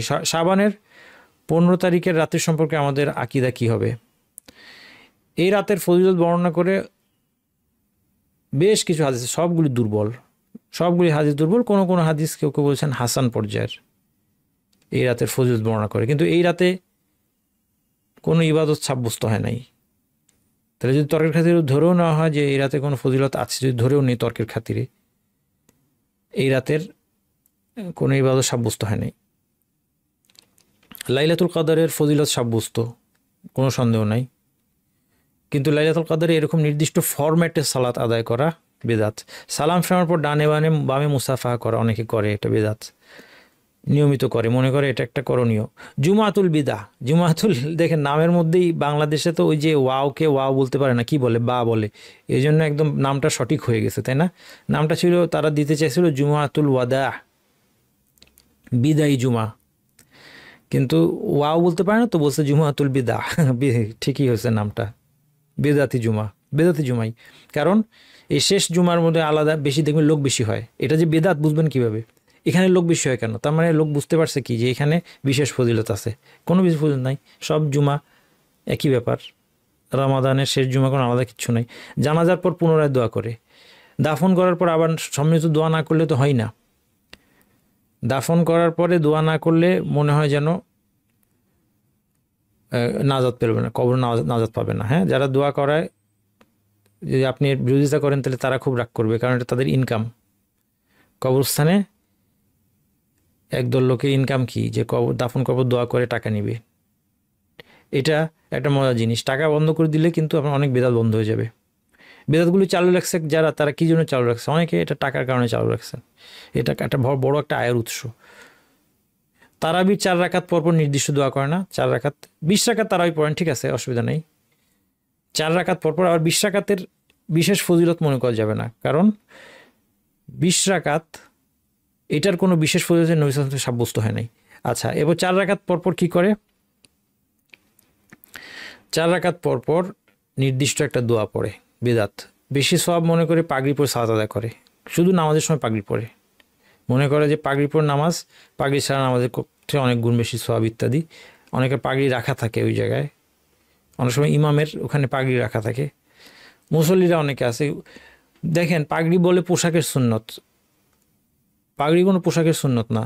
পাগড়ি হলো সেই সময় আরবদের প্রথা ছিল, কোনো একটা এলাকায় যদি পাগড়ি অপরিচিত হয় সেখানে পাগড়ি পরা হারাম। কোনো একটা এলাকায় পাগড়ি অপরিচিত জিনিস, অদ্ভুত। হ্যাঁ, যেমন আপনি অদ্ভুত একটা পোশাক পরে বের হওয়া নিষেধ, লিবাসুস শুহরা বলে, এটা হাদিসের মধ্যে নিষেধ আসছে। লিবাসুস শুহরা এমন কোনো পোশাক পরতে পারবে না যেটা আপনার কালচারের মধ্যে অদ্ভুত পোশাক। পাগড়ি কোনো কালচারে অদ্ভুত পোশাক হয়ে যায়, সেটা লিবাসুস শুহরা হয়ে যাবে, আপনি সেখানে পাগড়ি পরবেন না। পাগড়ির সাথে নামাজ, আচ্ছা পাগড়ি যদি পরানো, পাগড়ির সাথে নামাজের কোনো সম্পর্কই নাই। আরবদের প্রথা ছিল, এই জন্য রাসূল সাল্লাল্লাহু আলাইহি ওয়াসাল্লাম প্রথাগতভাবে রাসূল সাল্লাল্লাহু আলাইহি ওয়াসাল্লাম যে কাজগুলো করেছেন ওগুলো সুন্নত না, এটা ওই সময় পোশাকের একটা ফ্যাশন ছিল, সেই ফ্যাশনের পোশাক উনি পরেছেন। প্রত্যেক যুগে আপনি আপনার এলাকার যেই প্রথা, সেই প্রথা অনুযায়ী আপনি পোশাক পরবেন। তাওয়াফের এক এক চক্করে এক এক দোয়া, এটা হজের সময় এই বেদাত দেখা যায়। একসাথে 3 তালাক দিয়ে দেওয়া, এটা বেদাত, যদিও তালাক হয়ে যাবে। বিদাতের বিপদগুলো দেখেন। বিদাতি বলতে চায় যে নবী সাল্লাল্লাহু আলাইহি ওয়াসাল্লাম বার্তা ঠিকমতো পৌঁছায় নাই, নবী সাল্লাল্লাহু আলাইহি ওয়াসাল্লাম এটা তো শিখাইতে ভুলে গেছে, অবহেলা করছেন। নাউজুবিল্লাহ, কত কঠিন ভয়ঙ্কর জিনিস। খেয়াল করেন, যে বেদাত করে সে, অথবা বেদাতে প্রচার প্রসার করে, বেদাত বানায়, সে বলতে চাচ্ছে রাসূল সাল্লাল্লাহু আলাইহি ওয়াসাল্লাম এটা বলতে অবহেলা করেছেন। বেদাতি বলতে চায় শরীয়তের মধ্যে ঘাটতি আছে, শরীর যথেষ্ট না, আমার এর বাইরে কিছু করা লাগবে, তাই না? বেদাতি নিজের আকল বুদ্ধিকে কোরআন সুন্নাহর চেয়ে উঁচু স্তরে মনে করে। বেদাতি নিজেকে আল্লাহর সমকক্ষ বিরোধী হিসেবে দাঁড় করায়। এটা কীভাবে দাঁড় করা, আমরা প্র্যাকটিক্যাল এক্সাম্পল একটা বই থেকে আপনাদেরকে দেখাবো, কি লিখেছে সেই বইতে। এবং লেখা আছে, বইয়ের লেখক সো কল্ড কোনো মৌলানা, আবার সেটা কোরআন সুন্নাহর আলোকে লেখা আছে, দেখাবো আপনাদেরকে। আমি কেন কথাটা আলেমরা বলেছেন যে বিদাতি, কারণ আল্লাহর কাজ, শরীয়ত দেওয়া আল্লাহর কাজ, এটা মানুষের কাজ না। যে নিজে থেকে বানোয়াট শরীয়ত দিচ্ছে যে এই জিকির এতবার পড়লে এই ফজিলত, সে নিজেকে আল্লাহর সমকক্ষ হিসেবে দাঁড় করেছে এবং আল্লাহর বিরোধী, কারণ সে শরীয়ত বিরোধী কথা বলছে। বিদাতি কোরআন সুন্নাহর পরিবর্তে কোনো ব্যক্তি শয়তান বা নিজের প্রবৃত্তির পূজারী। আমরা গতদিন বলেছিলাম যে 4টা জিনিসের একটার অনুসরণ করতেই হবে, হয় নবী মুহাম্মদ সাল্লাল্লাহু আলাইহি ওয়াসাল্লামের অনুসরণ হবে বা কোরআন সুন্নাহ বা শরীয়ত যাই বলেন। এটা যদি না হয় তাহলে 3টার একটা, তাহলে নাইলে কার অনুসারী, আপনি নিজের প্রবৃত্তি অথবা শয়তানের অনুসারী অথবা অন্য আরেকজন ব্যক্তির অনুসারী। বেদাত তওবার পথে বাধা, এটা খুব বড় বিপদ। যেটা আমরা শুরুতে উদাহরণ দিলাম, একজন হারাম কাজ করে, মদ খায় মনে করেন, জুলুম নির্যাতনই করে মনে করেন, কারো জমি দখল করেছে, তারপরেও সে জানে এটা খারাপ, এটা হারাম, এটা তো সে ভালো কাজ ইবাদত মনে করে না, কিন্তু বিদাত মানুষ করে এটা ভালো কাজ মনে করে। সে তো তওবার প্রয়োজনই বুঝছে না, তওবা করবে কি, সে তো বুঝতেই পারছে না যে তার তওবা করার দরকার আছে, এই জন্য বিদাত তওবার পথে বাধা হয়ে দাঁড়ায়। এই বইটা দেখেন, আমার দেশে বহুল প্রচলিত ধর্মীয় বই নিয়ামুল কোরআন, এবং আমি তথাকথিত আলেমদেরকে বলতে শুনেছি যে এই বইটা পড়ার জন্য। শুরুতে দেখেন কি লেখা আছে, এবং আমি এটা, আমার কাছে নিয়ামুল কোরআনের হার্ড কপি এখন নাই, এটা কিনে রাখবো ভাবতেছি, এগুলি থাকা দরকার, মানে জানা দরকার কি লেখা আছে। তো ওই যে একটা জনপ্রিয় ওয়েবসাইট বই অর্ডার করার, অনলাইন শপ, একটু পড়ে দেখুন, এখানে দেখা যায়, আমি ওদের নামটা মেনশন করতে চাই নাই, কিন্তু এখানে এই যে ওয়াটারমার্ক দেওয়া আছে তো দেখতে পাচ্ছেন না হয়তো আপনারা। যাই হোক, পবিত্র কোরআন, হাদিস ও নির্ভরযোগ্য গ্রন্থাদি থেকে দৈনন্দিন জীবনের সকল বিষয়ে আমলের নিয়ম, প্রয়োজনীয় তাবিজাত, তাবিজ দিবে আপনাকে, বুঝতে পারছেন? রাসূলুল্লাহ কি বলেছেন? ইন্না রুকা ওয়া তামাইম ওয়া তিওয়ালাতা শিরক, ঝাড়ফুঁক, তাবিজ সব ধরনের, এবং তিওয়ালা এক ধরনের জাদু, এগুলো শিরক। আমলিয়াত, পরশমণি দোয়া, এই যে বিদাত শুরু হয়েছে দেখেন, দোয়ায় আহাদনামা, এই সব একদম পার বেদাত, মানে একদম ভিত্তি, মানে জাল হাদিসও নাই এটার ব্যাপারে, এগুলি ব্যাপারে আপনি জাল হাদিসও খুঁজে পাবেন না। দোয়ায় হাবিবি, দোয়ায় কাদা, দোয়ায় গঞ্জেল আরশ, হিজবুল বাহার, সপ্ত হাইকেল, মোনাজাতে মকবুল। আচ্ছা, আরও চলেন দেখেন, পীরে কামেল, দেখছেন লিখছে যে তিনি কি পীরে কামেল, মানে বুঝতে পারছেন, কামেল একদম মাসুম, ইয়ের ঊর্ধ্বে, ভুল ত্রুটির ঊর্ধ্বে। তাহলে পীরে আপনার দলিল কি, আপনি এটা কেন তার কাছ থেকে নেবেন? কারণ সে পীরে কামেল। আল্লাহ আমাদেরকে হেফাজত করুন। এরপর দেখেন, আমি একটু ভিতরে যতটুকু ফ্রি পড়া যায় ওখানে কি লেখা আছে দেখেন, তাসমিয়া বা বিসমিল্লার বৈশিষ্ট্য, বিসমিল্লাহির রহমানির রহিম। আল্লাহ তাআলা পবিত্র কোরআনে বলেছেন বিসমিল্লাহ শরীফের মধ্যে 19টি হরফ, এটা নাকি আল্লাহ তাআলা পবিত্র কোরআনে নাকি বলেছেন যে বিসমিল্লাহর মধ্যে 19টি হরফ, আল্লাহ সম্পর্কে মিথ্যাচার। এই 19টি হরফের বিশেষত্ব এই যে দিবারাত্রিতে মোট 24 ঘন্টা 5 ঘন্টা 5 ওয়াক্ত নামাজের জন্য নির্দিষ্ট, বাকি 19 ঘন্টা মানুষের কাজকর্ম, চলাফেরা, পানাহার, নিদ্রায় কাটায়। আল্লাহ তাআলা ওই সময়ের মধ্যে ইবাদতের জন্য বিসমিল্লাহকে নির্দিষ্ট করেছেন, তার বরকতে মানুষ বালা মুসিবত থেকে বেঁচে থাকে। সুতরাং প্রত্যেক ঘন্টায় 19 বার করে বিসমিল্লাহ পাঠ করা উচিত। দেখছেন আপনি চিন্তা করে দেখেন, এই নিয়ামুল কোরআন ঘরে ঘরে মানুষ পড়ে। আগে হলো ওই যে বিয়ে হলেই কারো গিফট পাইতো, নিয়ামুল কোরআন একটা পাইতো, আর মুকসুদুল মুমিন একটা গিফট পাইতো। তারপরে ওয়াজিফা আছে অনেক ধরনের, এগুলো কিন্তু বাংলাদেশের মানুষের কালচার, পার্ট অফ কালচার।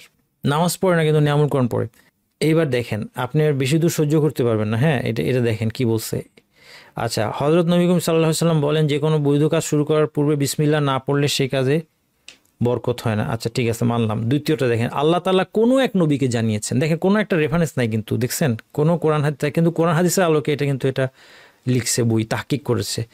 আল্লাহ তাআলা কোনো এক নবীকে জানিয়েছেন। কীভাবে জানলি তুই যে কোনো এক নবীকে জানিয়েছেন? কোনো ব্যক্তি জীবনে 4000 বিসমিল্লাহ শরীফ আবার লাগিয়েছে, দেখেন বিসমিল্লাহ শরীফ পাঠ করেছে বলে তার আমল নামা সাক্ষ্য দিলে শেষ বিচারের দিন আরশের নিকট তার পতাকা স্থাপন হবে। আউযুবিল্লাহি মিনাশ শাইতানির রাজিম। বুঝতে পারছেন? নামাজ কিচ্ছু লাগবে না, 4000 বার বিসমিল্লাহ শরীফ জীবনে পাঠ করে, 4000 বিসমিল্লাহ শরীফ পাঠ করে। হযরত ওমরের জন্য মানুষের প্রিয় বই এগুলো, দেখবেন যে কমেন্টে লেখা খুব ভালো বই। হযরত ওমরের জন্য শুধু বিসমিল্লাহ শরীফ লিখিত টুপি প্রেরণ করে রোমের বাদশার শিরোপীড়া আরোগ্য করেছেন। মাথার ব্যথা, রোমের বাদশার মাথার ব্যথা দূর করার জন্য ওমর রাদিয়াল্লাহু আনহু কি ঠেকা লাগছে। একটা শিশু যদি ওমর রাদিয়াল্লাহু জীবনী পড়ে, ওমর রাদিয়াল্লাহু কে বুঝতে পারে, তার আর কোনো দলিল লাগবে না যে এটা একটা এই কথা জাল হাদিসও লিখতে পারে নাই। যারা যে যে কয়জন হাদিস জাল করতো, আমার মনে হয় না তারাও এটা লিখতে পারবে জাল হাদিসের মধ্যে। বিসমিল্লাহ শরীফ পাঠকারীর দিবারাত্রির অধিকাংশ গুনাহ আল্লাহ তাআলা মাফ করে দেন। প্রত্যেক রবিবার দিন দেখেন, প্রত্যেক রবিবার দিন প্রত্যুষে সূর্যোদয়ের সময় কেবলার দিকে মুখ করে 313 বার বিসমিল্লাহ শরীফ পাঠ করে 100 বার দরুদ শরীফ পাঠ করলে ধারণাতীত রুজি রোজগার বৃদ্ধি হয়। আল্লাহু আকবার। তাহলে তোর তো এই বই লেখে ব্যবসা করার দরকার ছিল না। ধারণাতীত রুজি রোজগার যদি এভাবে বৃদ্ধি হতো, তাহলে তুই এই শিরকি বেদাতি বই লিখলি কেন ব্যবসা করার জন্য? এটা ছাপাইলি কেন? বই যে ছাপাইছে, আমি জানি না সে কে, কোন কি মৌলানা, সে আদৌ এরকম নামে কোনো মৌলানা, আমাকে এটি সন্দেহ আছে। এটা যে লিখছে তো জিন্দিক হতে হবে। এটা অরিজিনালি যে লিখছে এই বই, সে কি হতে হবে বলেন তো? আপনারা বলেন তো, সে জিন্দিক হতে হবে না এই বই লিখতে হলে?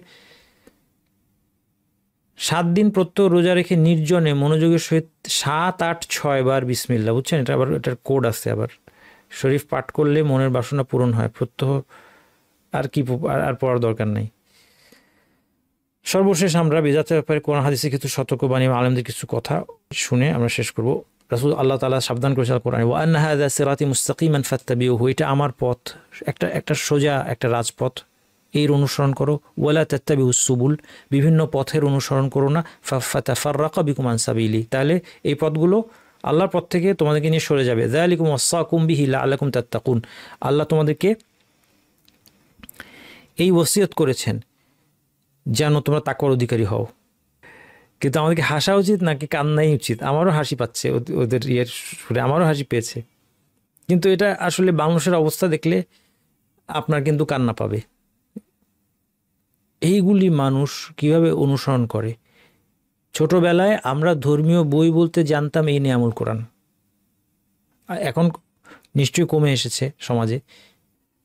আল-ইয়াওমা আকমালতু লাকুম দীনাকুম ওয়া আতমামতু আলাইকুম নি'মাতি ওয়া রাদিতু লাকুমুল ইসলামা দীনা। আল্লাহ ঘোষণা দিয়ে দিয়েছেন যে দিন কমপ্লিট, আর দিনকে তোমাদের পূরণ করে পরিপূর্ণ করলাম। তাহলে পরিপূর্ণ দিনের মধ্যে আপনি কীভাবে নতুন কিছু ঢুকাবেন? রাসূল সাল্লাল্লাহু আলাইহি ওয়াসাল্লাম বলছেন, ক্বাদ তারাকতু ফীকুম মা ইন তাসাতুম বিহি মা ইন ইতাসামতুম বিহি ফালান তাদিল্লু আবাদান কিতাবাল্লাহি ওয়া সুন্নাতা নবী সাল্লাল্লাহু আলাইহি ওয়াসাল্লাম।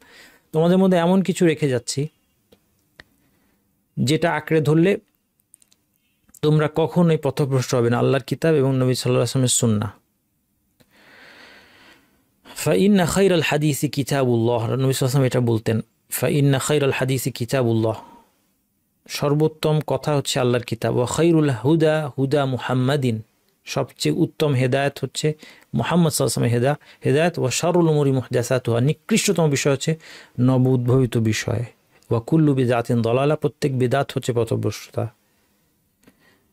বিদআতে হাসানা বলে কিছু নাই। ইন্না আসদাকাল হাদিসি কিতাবুল্লাহ, সবচেয়ে সত্য কথা হচ্ছে আল্লাহর বাণী। ওয়া আহসানাল হাদি হাদি মুহাম্মাদিন সাল্লাল্লাহু আলাইহি ওয়াসাল্লাম, সবচেয়ে উত্তম হেদায়েত নবী মুহাম্মদের হেদায়েত। ওয়া শাররুল মুহদাসাত কুল্লু মুহদাসাতিন বিদআ, প্রত্যেক মুহদাসা নতুন উদ্ভাবিত বিষয়কে বিদআ বলা হয়। ওয়া কুল্লু বিদআতিন দালালা, প্রত্যেক বিদআত পথভ্রষ্টতা। এখানে অতিরিক্ত আছে কুল্লু দালালাতিন ফিন্নার।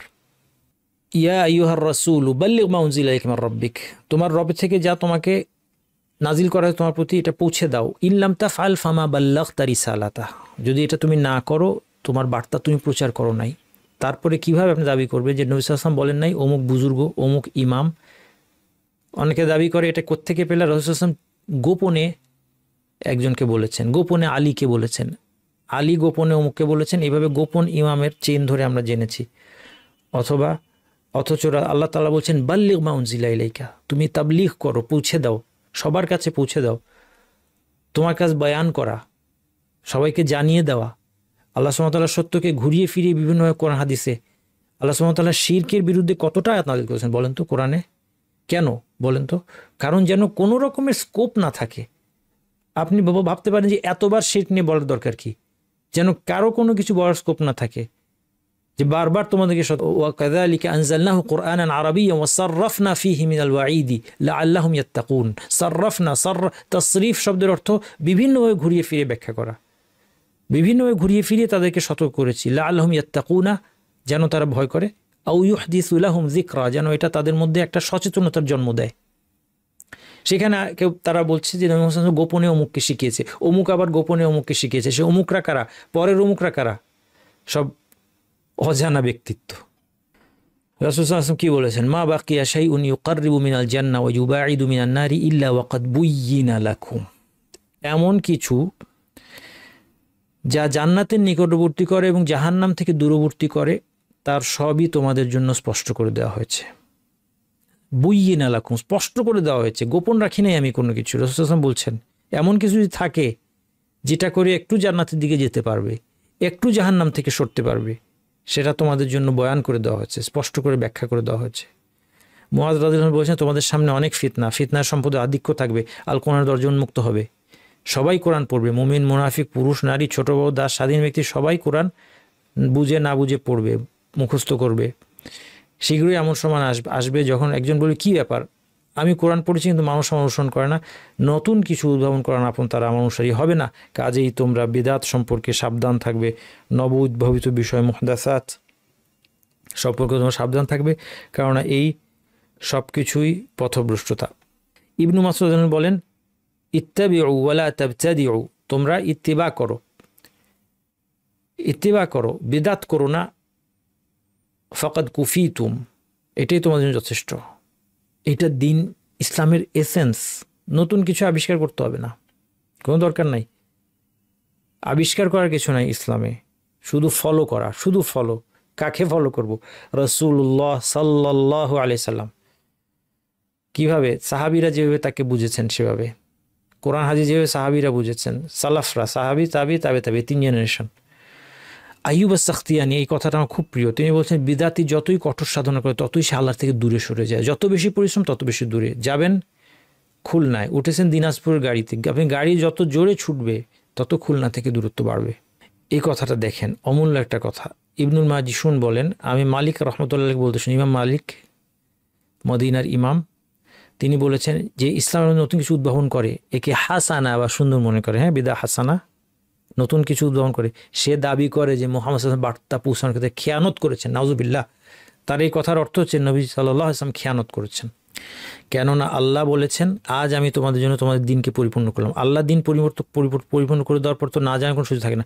কাজেই যা সেদিন দিন ছিল না তা আজও দিন হতে পারে না, একদম হার্টের মধ্যে লিখে রাখেন এবং মানুষকে বলবেন। নবী সাল্লাল্লাহু আলাইহি ওয়াসাল্লাম সাহাবীদের যুগে কোনো কিছু যদি দিন না হয়, ধর্ম অংশ না হয়ে থাকে, আজকে সেটা ধর্মের অংশ হবে না।